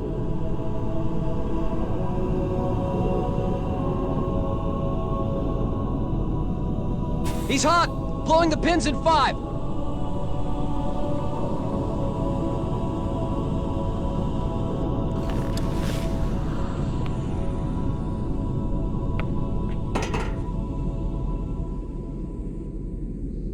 Starting at the beginning, we start with a cutscene involving Cortana and Captain Keyes. We're then woken up from cryosleep and loaded into what is supposed to be a tutorial section, however because we're on Legendary, it does not. Here is the control scheme that the game starts you with straight from the manual. The second technician that's still up top was killed by a Covenant elite which we did not see. The technician that taught us the controls leads us out into the corridor to take us to Keyes.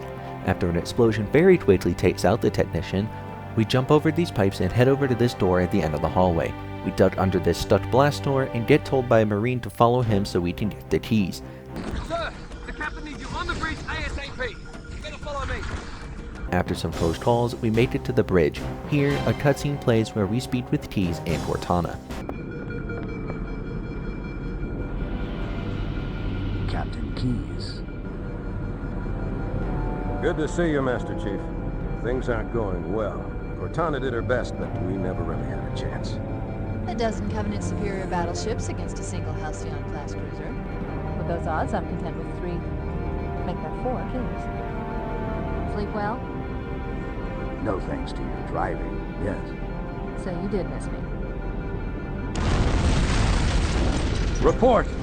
It must have been one of their boarding parties. I'd guess an antimatter charge. Ma'am, fire control for the main cannon is offline. Captain, the cannon was my last offensive option. All right. I'm initiating Cold Protocol Article 2. We're abandoning the Autumn. That means you too, Cortana. While you do what? Go down with the ship? In a manner of speaking. The object we found, I'm going to try and land the Autumn on it. With all due respect, sir, this war has enough dead heroes.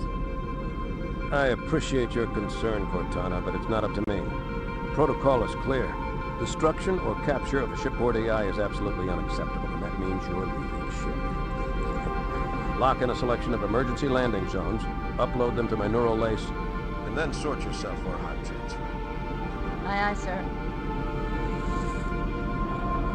Which is where you come in, Chief. Get Cortana off this ship. Keep her safe from the enemy. If they capture her, they'll learn everything. Force deployment, weapons research, Earth. I understand. The Autumn will continue evasive maneuvers until you initiate a landing sequence. Not that you'll listen, but I'd suggest letting my subroutines handle the final approach.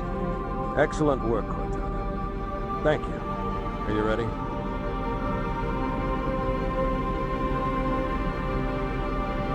Yank me.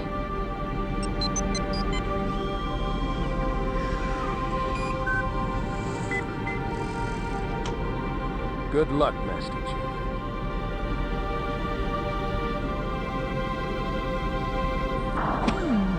Your architecture isn't much different from the Autumn's. Don't get any funny ideas. I don't keep it loaded, son. You'll have to find ammo as you go. Keyes gives us a pistol, however there's no ammo since he doesn't keep it loaded, so we have to find ammo on the way. Departing the bridge, we encounter some Covenant grunts. These little shits can't do much normally, but since we're on Legendary, they can pack a bit of a punch with the right weaponry. Luckily, the pistol is a good weapon to use against them. Heading further back, we made it to this cafeteria we previously cut through, now being overrun by Covenant. I recommend switching out the pistol for the plasma rifle or plasma pistol, as they are best at destroying shields, especially on the elites. Leaving the cafeteria, we make it to this little hallway with a couple of grunts. After dealing with them, we can grab this health pack if we need and head down the hallway. We run into an elite along with some marines, kill the elite and go further until you get to this airlock. The marines at the airlock will get killed from an explosion and some Covenants will emerge from it. Throwing a grenade will quickly deal with a few of them, leaving the rest as easy pickings. Running into the Covenant boarding pod will grant us an overshield, which will buy us some time before losing health in a firefight. This little corridor is a bit dark, but we can brighten it up by pressing white and turning on our flashlight. Now we can see the obvious elite and grunt hanging out at the end. Going through here will have us meet up with some marines where we can go down the hallway on our right to flank the Covenant they're fighting. Once it's cleared, we continue on where we can yet again flank a group of Covenant. We run into more Covenant at another airlock where after the firefight we can duck into their boarding craft and grab another overshield. After clearing out the next room past the broken blast door, we can grab another health pack. We continue on and meet up with some marines battling Covenant at this central staircase. After duking it out with the elites, we move on down to more airlocks where we can get rid of some grunts. We fight through a lot of Covenant navigating through the corridors, but once we get here, Cortana will tell us to follow her nav point to get to the maintenance hall. It's really dark in here, so we'll need to press white to turn on our flashlight. Using this pathing, we can flank the Covenant and melee this elite from behind to instantly get rid of him. Continuing on, we get to the upper part of the room we woke up in. This room here will be littered with massive explosions, so be careful where you step or you may get blown to bits. Blasting through all the Covenants and going through maintenance halls, Cortana tells us to board the very last life pod the Autumn is carrying. After running to the airlock, a cutscene plays. Oh no! Oh no! Ah! Now would be a very good time to leave. Punch it. Aye, sir. We're disengaged, going for minimum safe distance. We're gonna make it, aren't we, sir? I don't want to die out here. Look!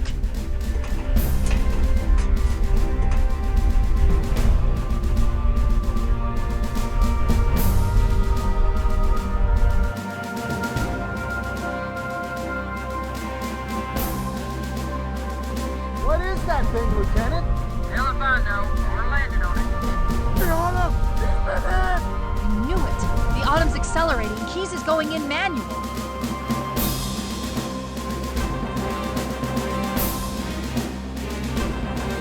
Heads up, everyone. This is it. We're entering the ring's atmosphere in 5. Sure you wouldn't rather take a seat? We'll be fine. If I still had fingers, they'd be crossed.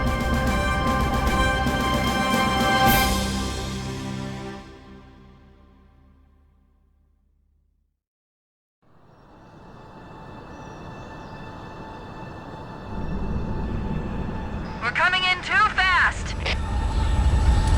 Damn! Air brake failure. They flew too early. I'm losing her. Right for impact!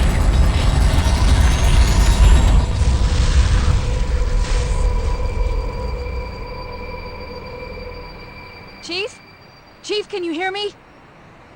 At last. Are you alright? Can you move? After crashing onto the surface of the ring and having all our crew killed, we're on our own. Cortana will warn us of Covenant dropships coming in and we need to get out of the area. Head to this bridge and cross it, then hug the cliff wall. Some banshees will start opening fire on us from above. Ignore them while quickly hugging the cliff. Once we run into these Covenant here, they'll leave us alone. After dealing with them, Cortana will alert us of a lifeboat signal. I'm reading a lifeboat beacon over the next hill. We should check to see if there are any survivors. The area will then open up, showcasing a large structure of alien nature, as well as a descending Covenant dropship containing alien troops. Help out the humans below and avoid the fire from the dropship above. After the first wave of Covenant is defeated, we will have to go through the same thing 4 more times before a Pelican drops off a Warthog for us, where we can harbor 2 Marines in the passenger seat and also the turret mounted on the back. Once on the Warthog, we have to go and find those other lifeboats that crashed onto the ring. Head down here to get to this tunnel entrance, where at the end we will be greeted by a room filled with grunts and a few elite.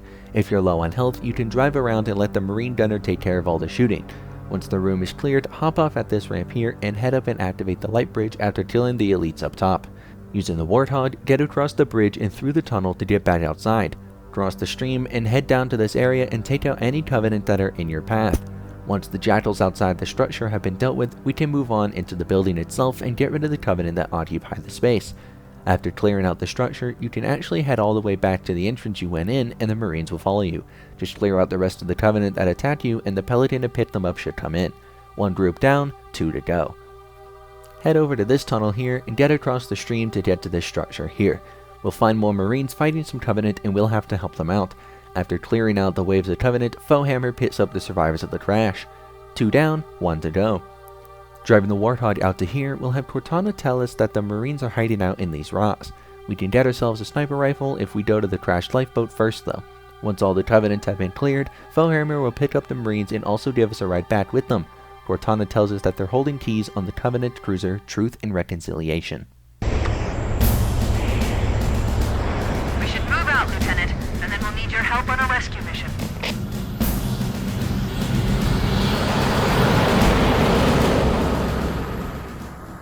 The enemy has captured Captain Keyes and are holding him aboard one of their cruisers, the Truth and Reconciliation.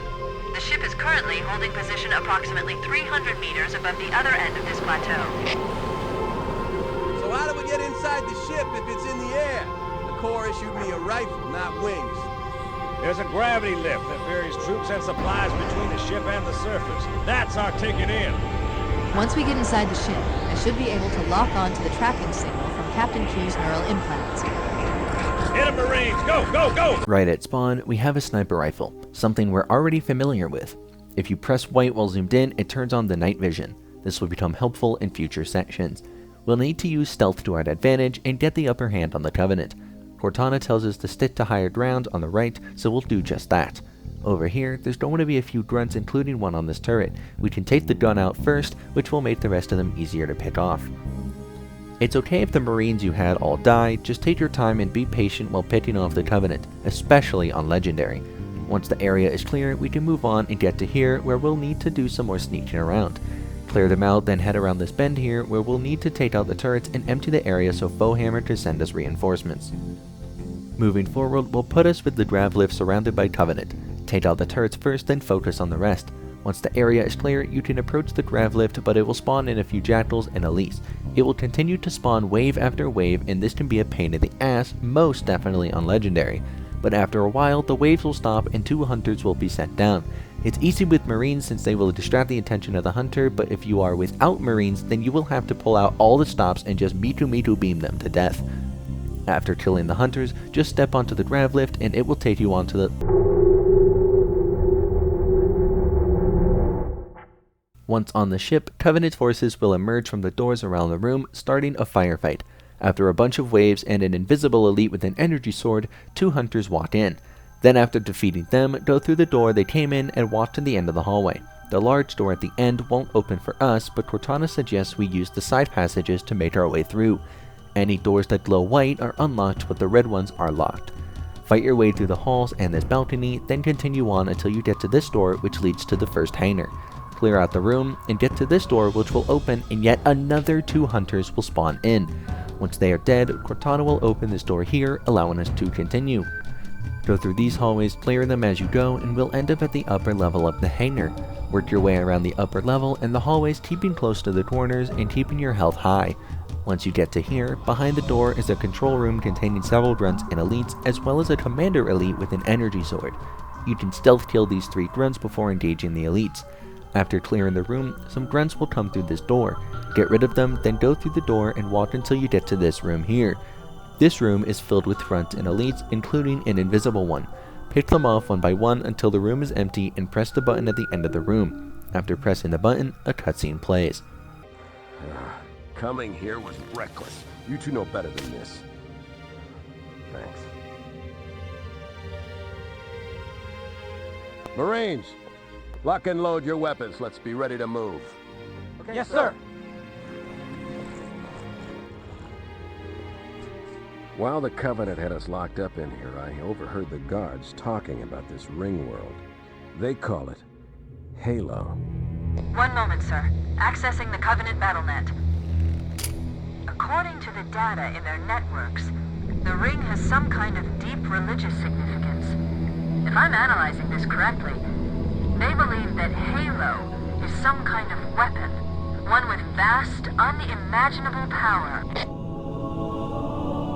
That's true. The Covenant kept saying that whoever controls Halo controls the fate of the universe. Now I see.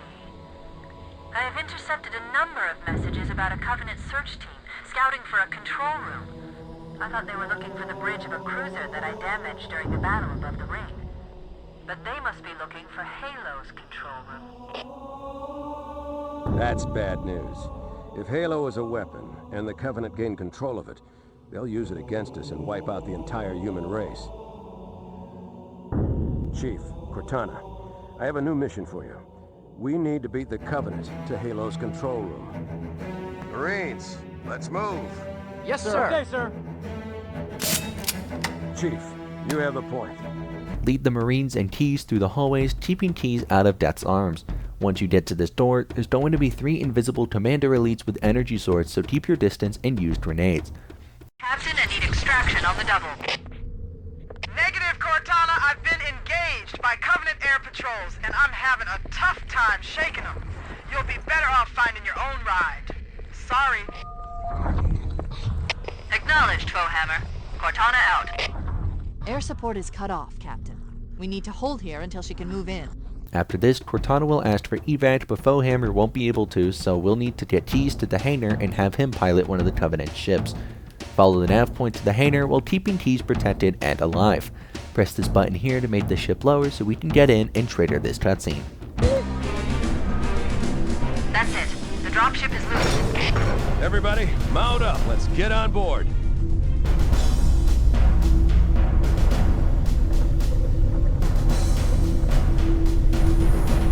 Give me a minute to interface with the ship's controls.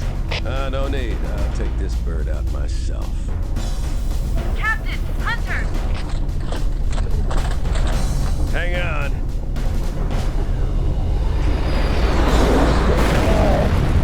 Nice one, sir. Time for a little payback.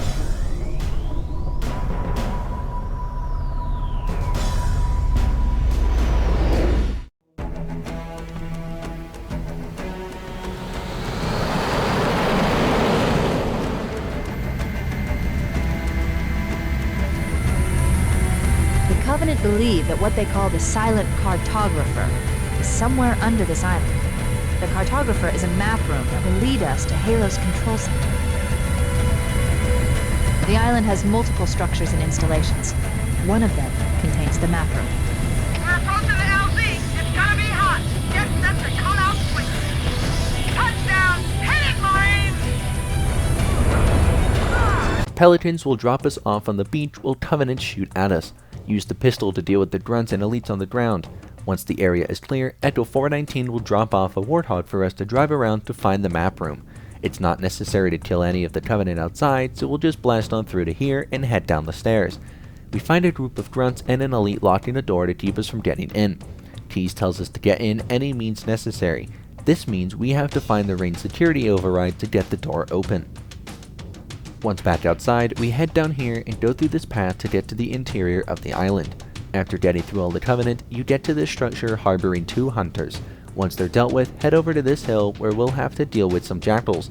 Go a bit further and you'll have to kill some grunts before grabbing an overshield and heading inside. Once inside, there's a steep ramp going down into a room littered with boxes and also 2 hunters. After they're dead, continue down the hall at the end, making it to this hologram. This is the security override. Heading back into the room with the hunters, there will be a whole bunch of invisible elites. I chose to completely avoid fighting them, but as long as you get back outside, you're good. Once outside, head down the cliff to the beach and collect the loot Foehammer left for us. Flip the Warthog and keep the water to your right. Eventually, we'll make it back to the shore we were at when we first landed. Drive all the way back to the first structure and head back down to the door. Go through it and take a right to trigger a cutscene.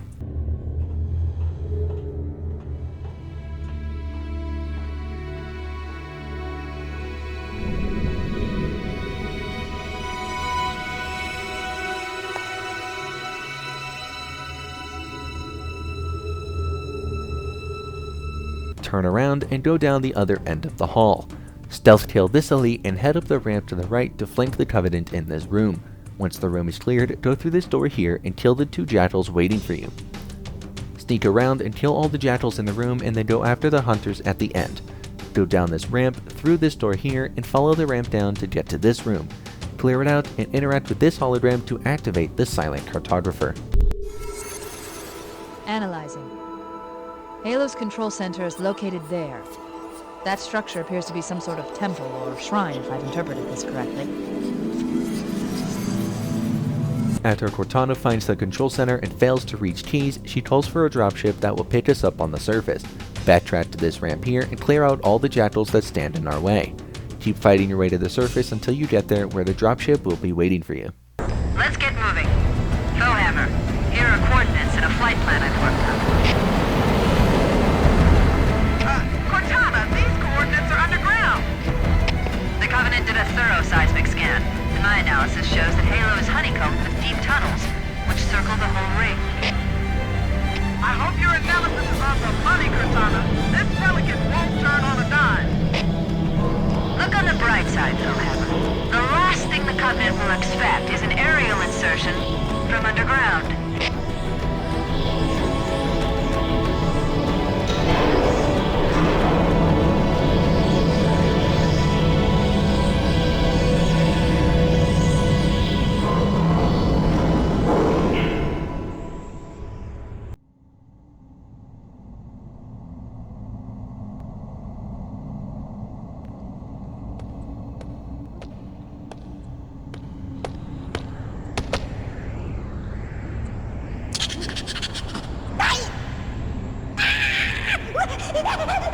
This is as far as I can go. Roger that. We'll be able to find our way to the control center from here. Good luck. Foehammer out. Fight your way to the best of your ability through the hallway to get to the first room. There's don't want to be a lot of enemies in here, including grunts, an elite, and some Jackals. Once the room is cleared, you can proceed through the door just here. Once outside on the bridge, there will be grunts and shades to your left and right while a banshee flies overhead. Take out the grunts, these 2 Jackals, and this elite, then hop into a shade and take out the banshee. This is going to take a bit, so do not try and rush through it. Once they're all taken care of, we can move to the other side of the bridge, which will be completely covered in grunts and an energy stored elite. Patiently take them all out, including any grunts that hopped into any shades, and head to the next room. In here, there will be an invisible elite, a pair of hunters, and a shitload of grunts roaming around. Once the room is cleared, head through this door and get to the lift where it will take you to a hall filled with sleeping grunts ready to get their heads bashed in. Stealthily make your way through this room, crawling with grunts and Jackals, all while meleeing sleeping grunts. Follow the blinking lights and go through this door here. Back outside, this time on ground level, we have a battle going on with a shade directly to our left. Take it out and commandeer the shade so you can take out the other on the opposite side.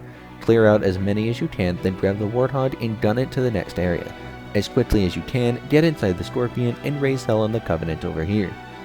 Take them all out, then head through the tunnel and wipe out everything in your path.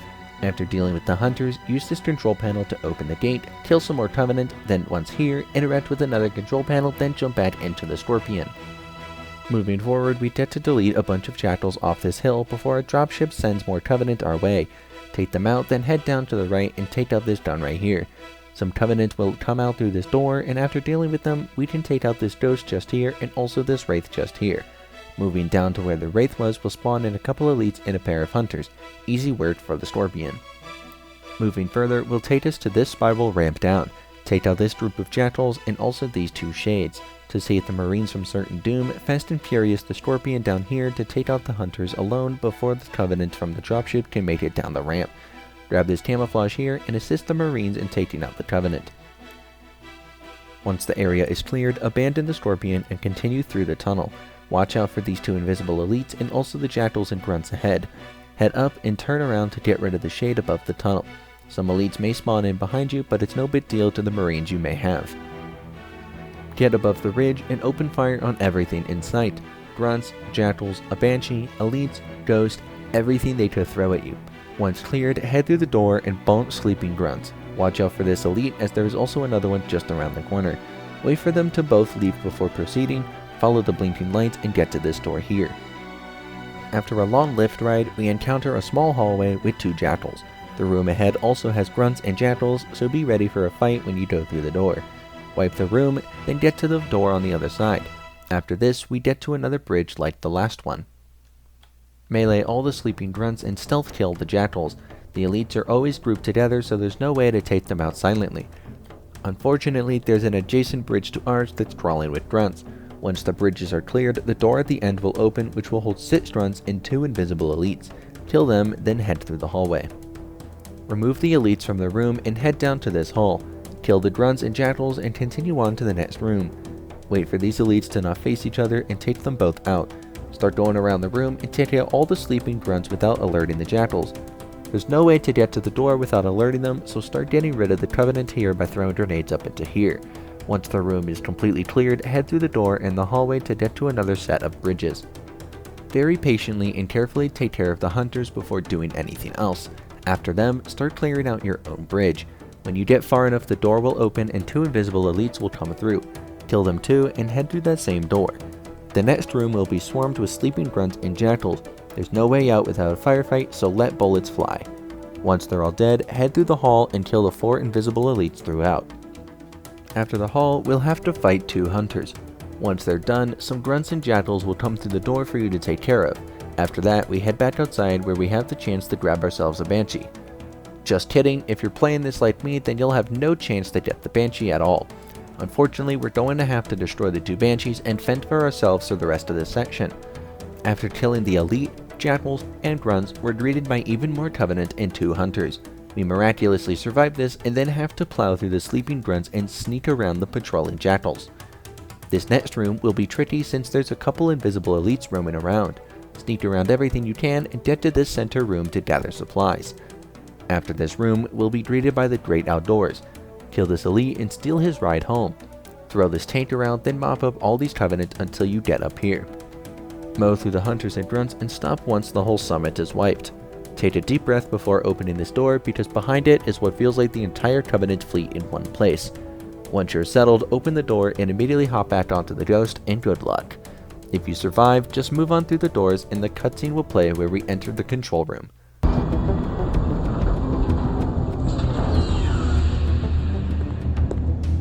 This is it, Halo's control center.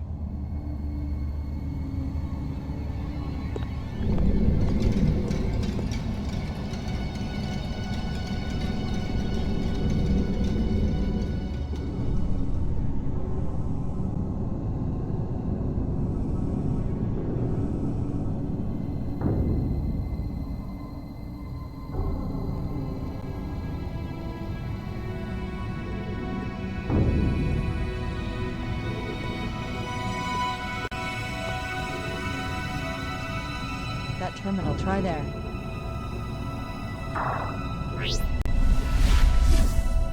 You all right? Never been better. You can't imagine the wealth of information. The knowledge, so much, so fast. It's glorious. So, what sort of weapon is it? What are you talking about? Let's stay focused. Halo, how do we use it against the Covenant? This ring isn't a cudgel, you barbarian. It's something else. Something much more important. The Covenant were right. This ring, it's Forerunner. Give me a second to access. Yes, the Forerunner built this place, what they called a fortress world, in order to... No, that can't be. Oh, those Covenant fools. They must have known. There must have been signs. Slow down. You're losing me. The Covenant found something. Buried in this ring. Something horrible. And now, they're afraid. Something buried? Where? The captain. We've got to stop the captain. Keys? What are we... The weapons cache he's looking for. It's not really... We can't let him get inside. I don't understand. There's no time. Get out of here. Find keys. Stop him. Before it's too late.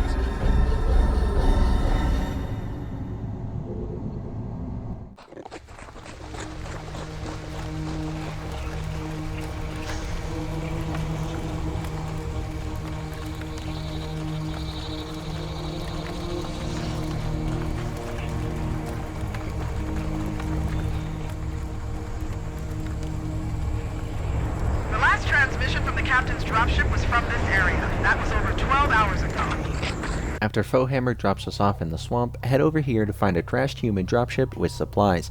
Past this Covenant dropship is a group of jackals. Once they're gone, get to the other side of this tree root where a bunch of grunts and jackals will be running in fear. If we're good enough at the game, we can run through the brush and skip all of them gunning straight for the lift in the center of the structure. Taking the lift will bring us down to a small room with a few grunts that we can paint on the walls. Through the door will be a large room filled with some more grunts and jackals. Stay on the upper level and take them all out and go through this door here.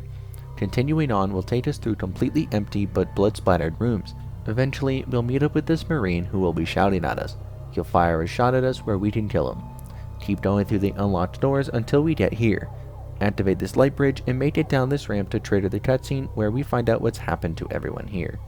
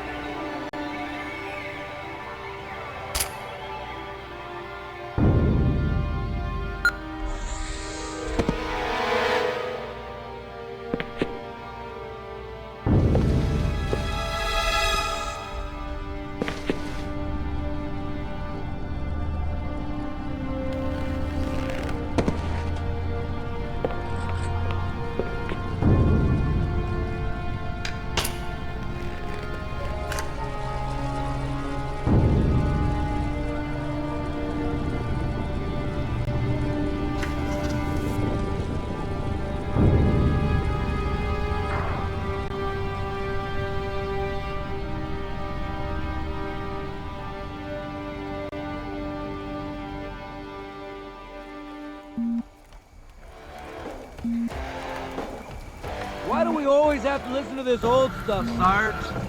Watch your mouth, son. This stuff is your history. It should remind you, grunts, what we're fighting to protect. Hey, if the Covenant want to wipe out this particular part of my history, that's fine by me.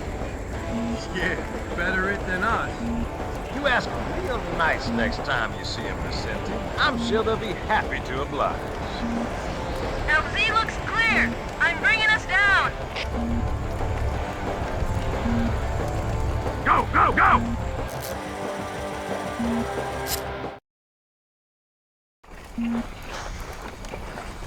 Stay close, Jenkins.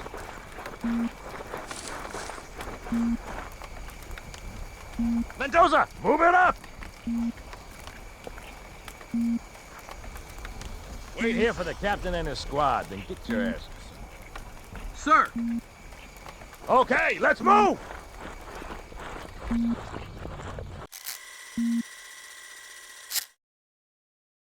Which is weird, right? I mean, look at it. Something scrambled the insides. What's that? Plasma scoring? Yeah, I don't know. Maybe there was an accident. You know, friendly fire or something?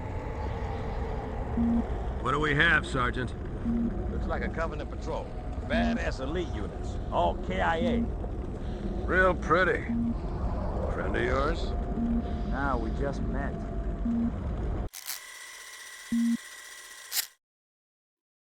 Right, well, let's get this door open. I'll try, sir. But it looks like these Covenant worked pretty hard to lock it down. Just do it, son. Yes, sir.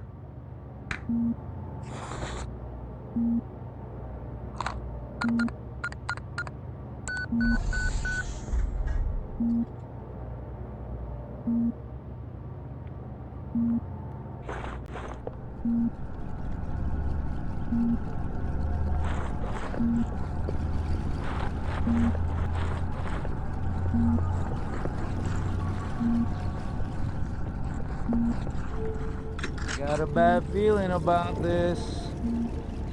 Boy, you always got a bad feeling about Captain, Sarge, can you hear me? What's going on, soldier? We've got contact, lots of them, but they're not Covenant. They're just tearing through us. What the? Oh, no! Corporal, do you copy? Over. Mendoza, get your ass back up to second squad's position and find out what the hell is going on. But I don't have time for your lip, soldier. I gave you an order. Sarge, listen. What is that? Where's that coming from, Mendoza? I don't... There! Get up!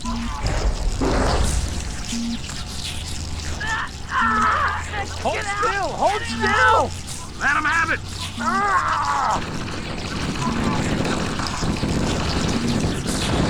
Sergeant, we're surrounded. God damn it, Jenkins! Fire your weapon! There's too many, Sarge! Don't even think about it. Listen, loco! Get back here, Marine! Jenkins!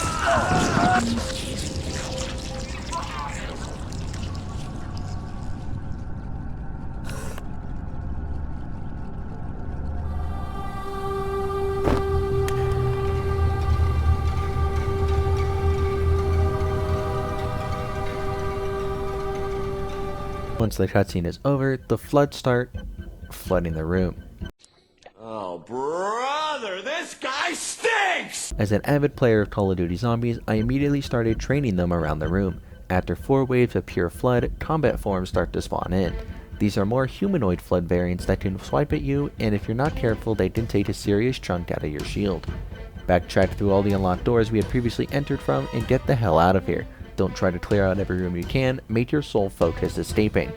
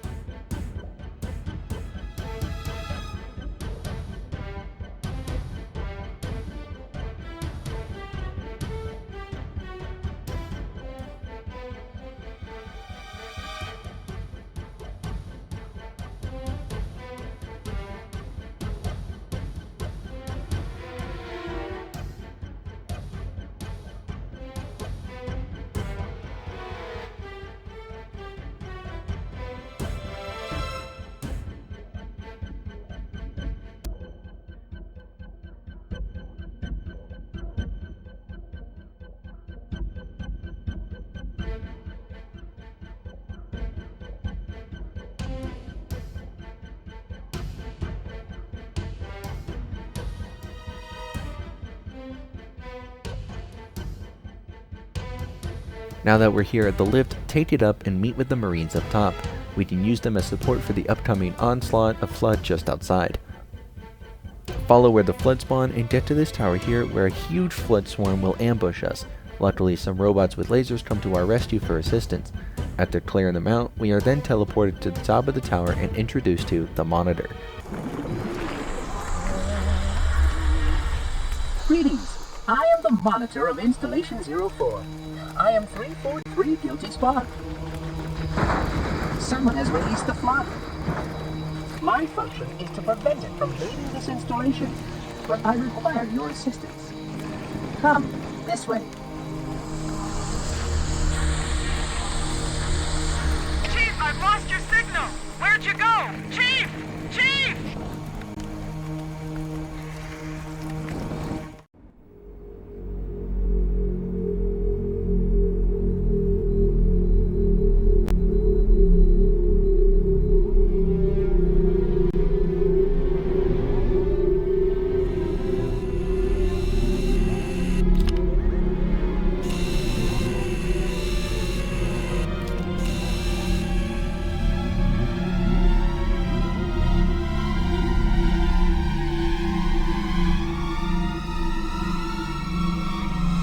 We must collect the index before we can activate the installation. Up until this point, we've followed the Prima game guide, however for this level we will be doing some legendary speedrun strats because this mission would suck if we played normally. Right out of the gate, we're going to switch to our pistol and step into these flood to trigger the monitor to move forward. After that, we're going to turn around and throw a frag to give us a boost to jump up on the top of this block here, where we will then jump to here and crouch just before hitting it to make the jump. Head on down to this door and kill all the combat forms, making sure to pick up this guy's pistol ammo. Once it's clear, touch this trigger here to get the monitor moving again, and just follow him all the way down to this door, where we'll need to be extra attentive of flood spawns. Make sure to always keep moving, and if you're willing to risk it, there is an overshield down here for you to grab. If you have a spare grenade, throw it down this hall here to clear them out. Dodge these bloated flood by jumping onto these ramps here. If you have a huge horde of flood spawn here, just chuck a few grenades their way and it'll be cleared out. Once the lift ride is over, head to the left here and get to this trigger here. After you hit it, turn around and jump up onto this ramp here and just wait for the monitor to return. Once the monitor returns, head all the way down here and just jump over these ramps here. This skips all the fighting a normal playthrough would have. Get to this door just here, and the second the door starts to open, throw a frag and jump up to here, skipping the need for the monitor to open the door. Right here, there's going to be a group of flood running up this ramp, throw a frag at them and take any stragglers out. Get behind this pillar here and stock up on as much shotgun ammo as you can, as well as grabbing this health pack.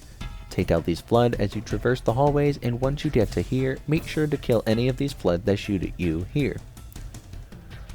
Make sure to get rid of the rocket flood here to not get blown up. After all of that dodging, bobbing, and weaving, we make it to the second elevator. Snipe these two flood and grab these frags and health pack up top. Snipe these flood all the way at the end of the hallway, pulling out the shotgun when they get close. Jump here, then crouch jump up to here. Wipe out these flood and throw a plasma here to distract the flood so you can kill them easily. Hang out here in this corner, and once the monitor opens the door, plasma this corner here to get rid of a rocket flood, and then jump over these ramps to the right so that the next flood are despawned and this door here is safe. Grab some frats here and a health pack if you need it, then some flood will jump out at you all around you. This section will be another what is essentially a run and gun. Keep on moving and only shoot flood that jump out in front of you. Once you get to this room, it is a pseudo safe room for us. Hide in this corner and do not shoot. If you shoot, make any noise, or are seen hiding into this corner, you will be attacked for a full minute. Once the door opens, chuck a frag at this corner here, or a horde of flood will ambush you. After that, just move on through and we'll get to the third elevator. Run and gun to this door and frag jump into it and hang out here. Once again, don't shoot when hiding in a corner like this or you'll be found by the flood. When the door opens, just toast on through and shoot anything that spawns in front of you. Once you get to this door, frag jump the second it starts opening and just head straight for the index.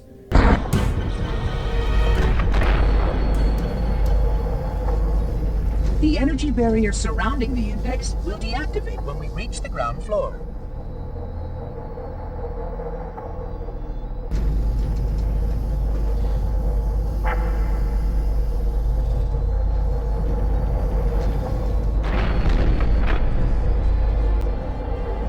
You may now retrieve the index.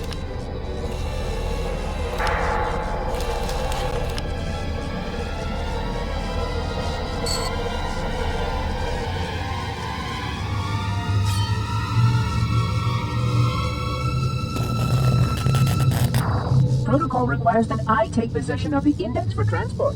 Your organic form renders you vulnerable to infection. The index must not fall into the hands of the flood before we reach the control room and activate the installation. The flood is spreading. We must hurry.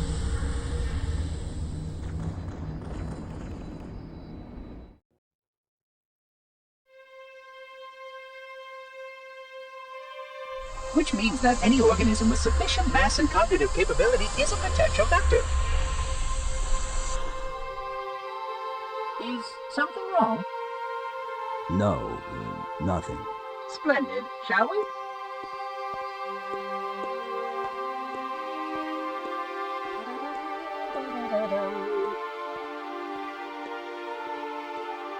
Unfortunately, my usefulness to this particular endeavor has come to an end. Protocol does not allow units with my classification to perform a task as important as the reunification of the index with the core. That final step is reserved for you, Reclaimer.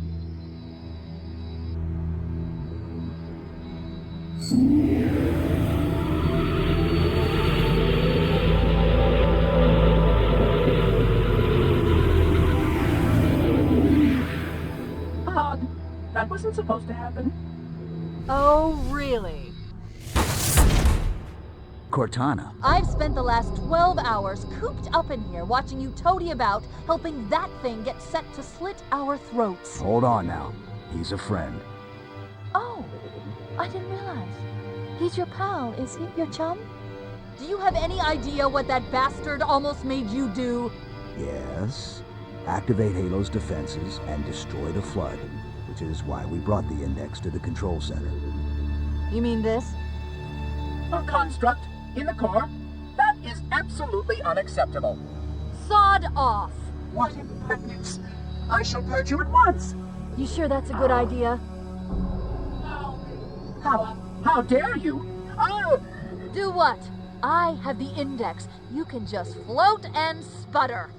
Enough! The Flood is spreading. If we activate Halo's defenses, we can wipe them out. You have no idea how this ring works, do you? Why the Forerunners built it? Halo doesn't kill Flood. It kills their food. Humans, Covenant, whatever. We're all equally edible. The only way to stop the Flood is to starve them to death.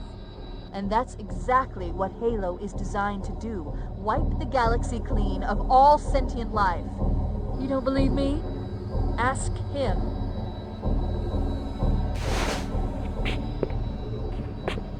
Is it true? More or less. Technically, this installation's pulse has a maximum effective radius of 25,000 light years. But once the others follow suit, this galaxy will be quite devoid of life. Or at least any life with sufficient biomass to sustain the Flood. But you already knew that.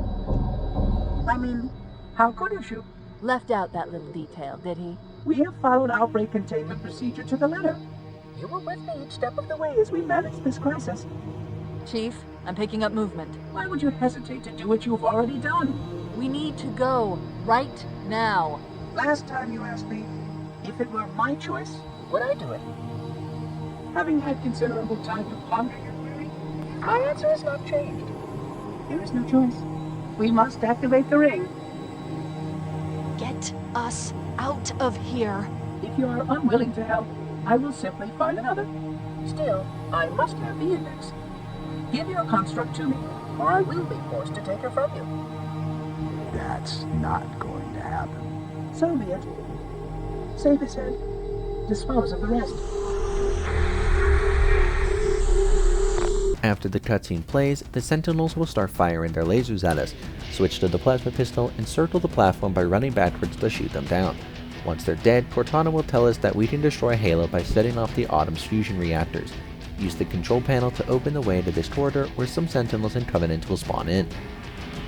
After dealing with all of them, open this door and a large group of elites, jackals, and grunts will be waiting for you. Make sure to stay behind cover and pick them off. Head up this ramp here for a sniper rifle, a pistol, France, and a health pack. Make your way down the pyramid, taking out Covenant as you go. Head to this side of the pyramid and take out the Wraith using the rocket launcher provided. Once the area has been wiped clean, take this Banshee up to the nav point and clear the landing area of uninvited guests. Now that we're up here, we're going to get to this beam of light, which is the first pulse generator we need to destroy. Our shield will be drained for a bit and some Sentinels will spawn in. Don't fight, just get the hell out of there. Once back outside, jump back into the Banshee and head to the next nav point so we can destroy the second pulse generator. Wipe out all the Covenant on the bridge and head inside. The room ahead is swarming with more Covenant, so take them out one by one without getting hurt too bad. The next room, however, is filled to the brim with Flood. Let them 1v1 each other and wait for the fight to die down for you to make your special guest appearance. Next up is the outside, and it's crawling with both Covenant and Flood. Once again, wait for them to settle their differences amongst themselves, and then become the one-man cleanup crew. Slowly take out as many Flood as you can here. It's gonna take about as long as a Batman Arkham Predator challenge when the enemies have omnipotence. Wait for the Covenant and Flood to kill themselves in the next room before moving in yourself. After waiting, pick off any that chase you into this hall and then book it out the door at the end. Hopefully they shouldn't have hit you too bad and will leave you outside. More Flood and some Banshees are duking it out and we're just late for the party. After a while, the Banshees will move on to the other end of the bridge. Poke your head out and take them out too, they're not invited to the after party. A large swarm of little Flood will be at the other end. Use some grenades or even the rocket launcher to kill them. Moving forward, we run into these Flood here who are just chilling out. Ruin their day. Mosey on through the room and get to the end where the lift to Funland is. Ride the lift and stick to the outside of the room. None of the Flood in here have weapons, so they should be easy to kill. Once back outside, grab this ghost and take it all the way to this warthog. where we will take it all the way over to these Banshees, steal one, then fly straight to the nav point and abandon ship. Inside here is the second pulse generator. Clear out the room and face the way you came in. Back into the generator until it goes off, then book it back to the door. Chuck as many grenades as you deem necessary and clear out the hallway. Kill the Jackal and the Grunt, then hop into a Banshee and rush to the tunnel below. Watch out for these rocket launcher flood and don't be afraid to abandon ship if you need to. Once safe, open this door and fend off against a group of flood. There will be more down the bridge where they will be hiding to initiate an ambush. The one on the bridge will be unarmed flood, but the second one at the end of the bridge will be fully loaded with weapons. Once the entire area is safe, go through this door here, which will take us through a large tunnel that brings us outside to the snowy tundra. As soon as you make the surface, go to the right and take out these flood here and wait out the ensuing battle further ahead. If you need to, don't be afraid to kill this Banshee here. Take out any leftover enemies and hop onto this ghost here. Trigger another fight between the Covenant and the Flood and once again wait it out. Intervene if you want, and then jump the ghost up this lovely ramp built by nature specifically for us to do this trick. Rush over here and fetch one of the Banshees at the end of this open field, evade any and everything thrown at you to get in the air. Once you're far enough to get the Flood to stop shooting, head to the nav point where we'll be greeted by a wonderful group of sentinels. Tell them to fuck themselves, abandon the Banshee, and go through the door. Inside will contain the third and final pulse generator, guarded by more sentinels. Just destroy the pulse generator, avoiding the sentinels. Let's find a ride and get to the captain. No, that'll take too long. You have a better idea? There's a teleportation grid that runs throughout Halo. That's how the monitor moves about so quickly. I learned how to tap into the grid when I was in the control center. Unfortunately, each jump requires a rather consequential expenditure of energy. Something tells me I'm not gonna like this. But I'm pretty sure I can pull it from your suit without permanently damaging your shields. Needless to say, I think we should only try this once.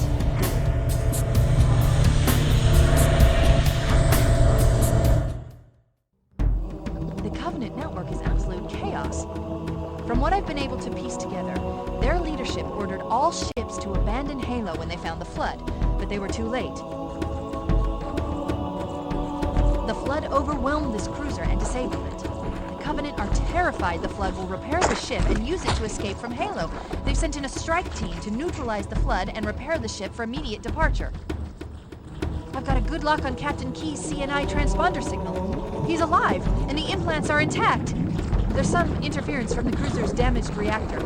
I'll bring us in as close as I can.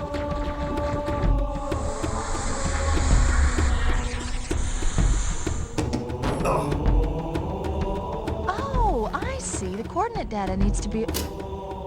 Right. Sorry. After Cortana teleports us just outside the control room, we have to find another way into the ship. Follow the doors until you get to here. Grab the active camouflage and keep moving and drop down this hole. Back on the surface of Halo, we're in the middle of a firefight between Covenant and Flood. Let the fighting die down before exposing yourself. More waves will show up, giving you the opportunity to fetch yourself a shotgun. Once the area is cleared, push forward into another firefight that we can wait out and a third party once it's died down.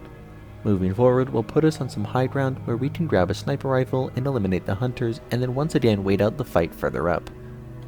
Once the fight has died, rush through since Flood will infinitely spawn here. Kill all of these Covenant here, and then the Flood will round the corner. Head up this ramp here and jump down for the next checkpoint, which will also conveniently despawn anything chasing from behind. Take out all of these Flood here and also any that remain up above. Turning this corner, we'll have Cortana tell you that the Truth and Reconciliation's grav lift still works. Wait out the ensuing firefight and head for it, or you can grab this overshield and book it to the lift.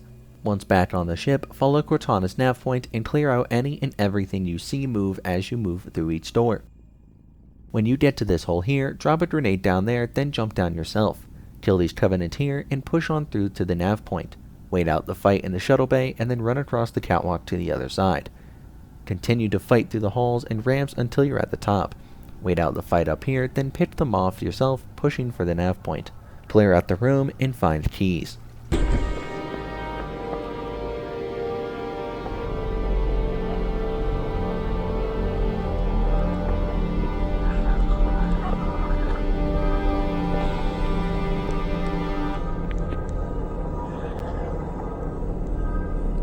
No human life signs detected. The captain, he's one of them. We can't let the flood get off this ring. You know what he'd expect... what he'd want us to do.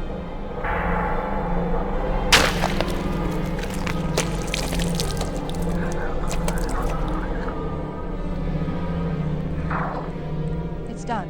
I have the code. After finding out Tease has turned into one of the Flood, run to this door just close enough to open it, then back away into this corner. Let the Covenant fight the Flood for you. Once the room is mostly cleared, run through this door on the left. Go back the way we originally came and just blast through everything. Take out the Spec Ops Covenant, then watch the Banshees fly into the shuttle bay. If your shield is full, just jump down into one and spam X to hop in and get the hell off this ship.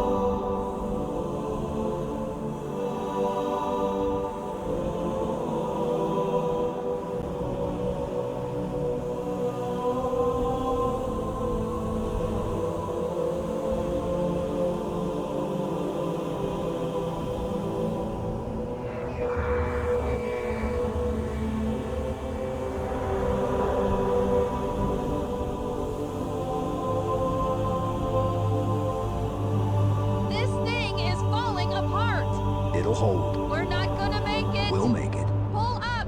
Pull up! You did that on purpose, didn't you?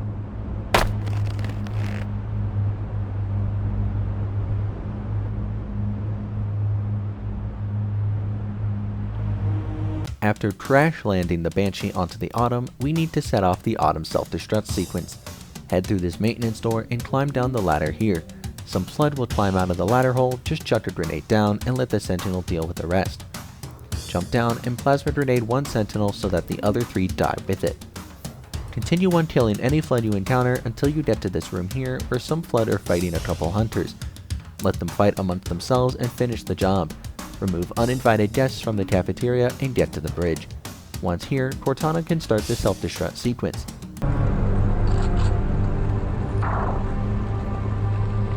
I leave home for a few days and look what happens. This won't take long. There.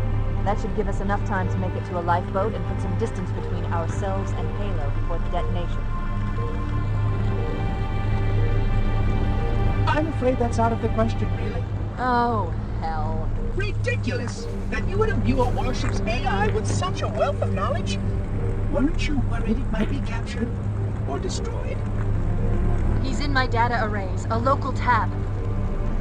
You can't imagine how exciting this is! To have a record of all of our lost time! Human history, is it? Fascinating.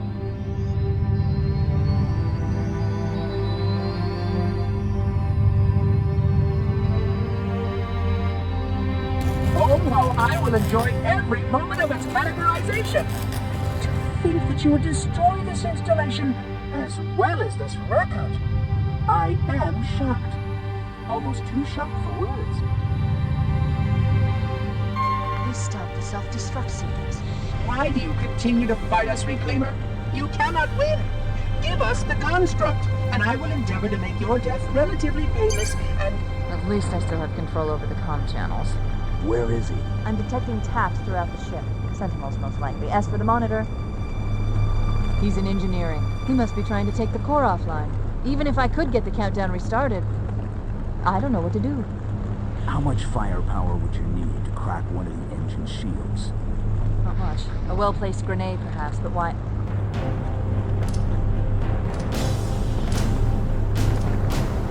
Okay, I'm coming with you. Chief, Sentinels!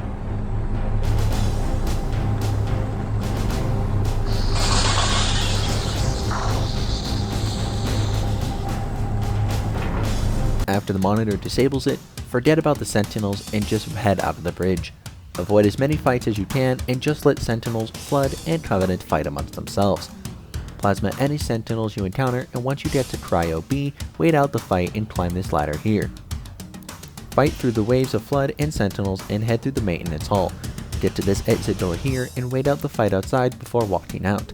Rush out to the right and take out this elite, and then instead of heading to engineering, head to the armory. We're going to need a rocket launcher and the shotgun. In the large room, Cortana will give us 4 nav points to follow.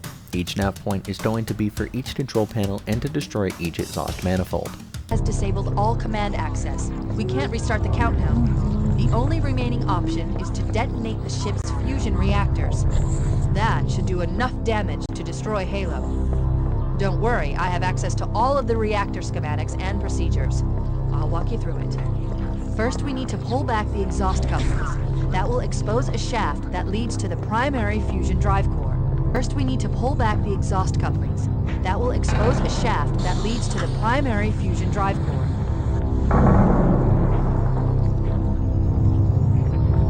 Do you require medical attention? Good! Step 1 complete. We have a straight shot into the fusion reactor. We need a catalyst explosion to destabilize the magnetic containment field surrounding the fusion station. Use an explosive. I recommend a grenade or rocket. If you run out of explosives, there is an armory station located near the engine room's entrance. Analyzing. Fusion reactor number 1 destabilizing.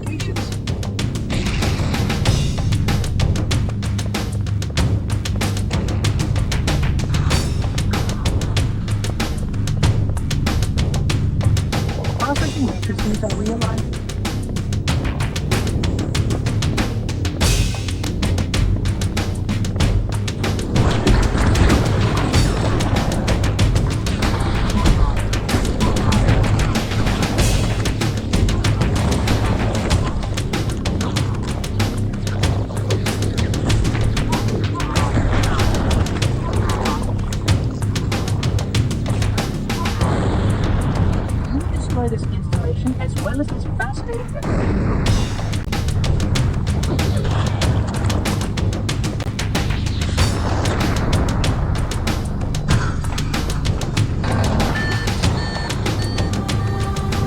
the flood continues to multiply reclaiming.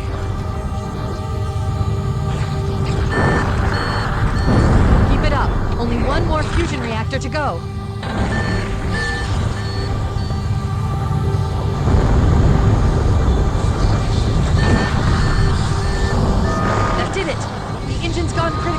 Once all 4 manifolds have been blown up, hide and wait for Cortana to give you a nav point to follow.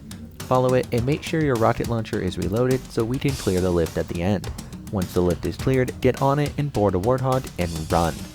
We have 5 minutes before the fusion drives detonate. We need to evac now, activating final countdown timer. If it reaches 0, the engines will detonate. The explosion will generate a temperature of almost 100 million degrees. Don't fear.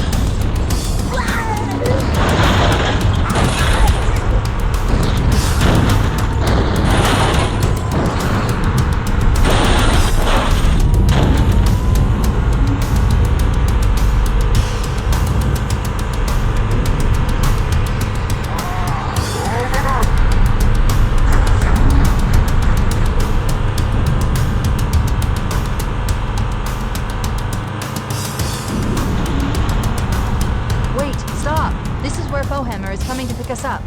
Hold position here. Cortana to Echo 419.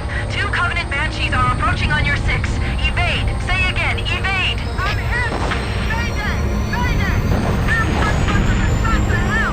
I can't hold her! I can't hold her!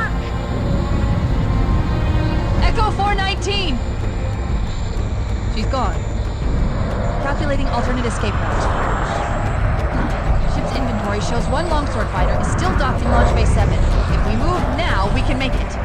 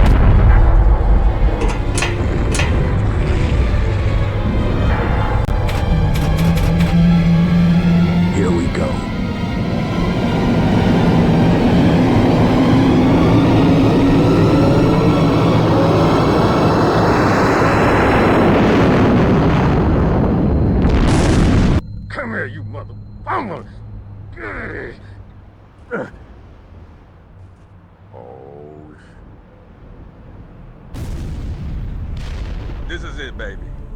Hold me.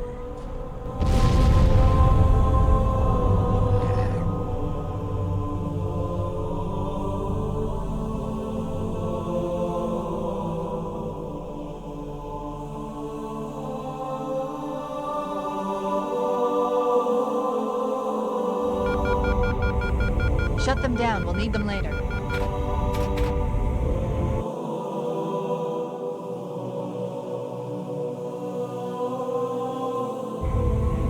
Fancy a look?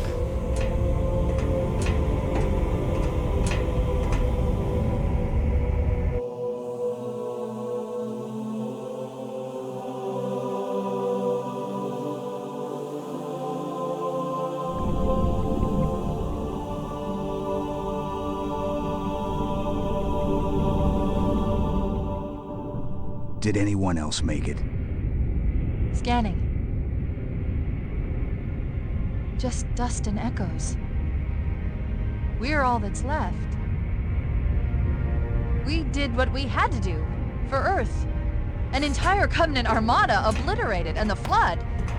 We had no choice. Halo, it's finished. No. I think we're just getting started.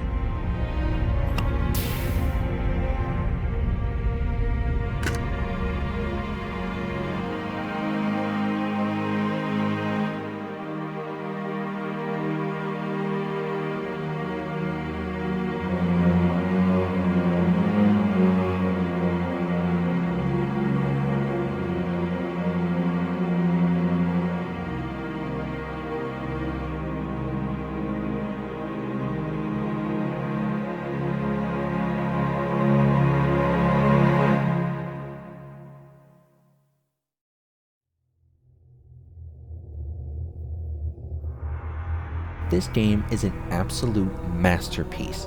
From beginning to end, it is the most captivating story of any FPS I have ever played other than Reach.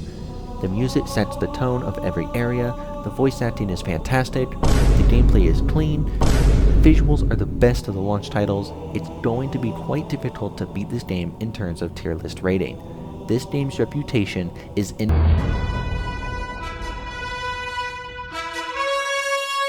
Final rating, S. And with that, we conclude the first 8 games of the original Xbox. There's been some good, some bad, and Cel Damage. I hope you've enjoyed watching me play through part of the humble beginnings of the Xbox brand, and if you want to see more of these games, be sure to like and subscribe, and maybe even leave a comment of your thoughts on these 8 games and even future games yet to be played. I'll see you next time.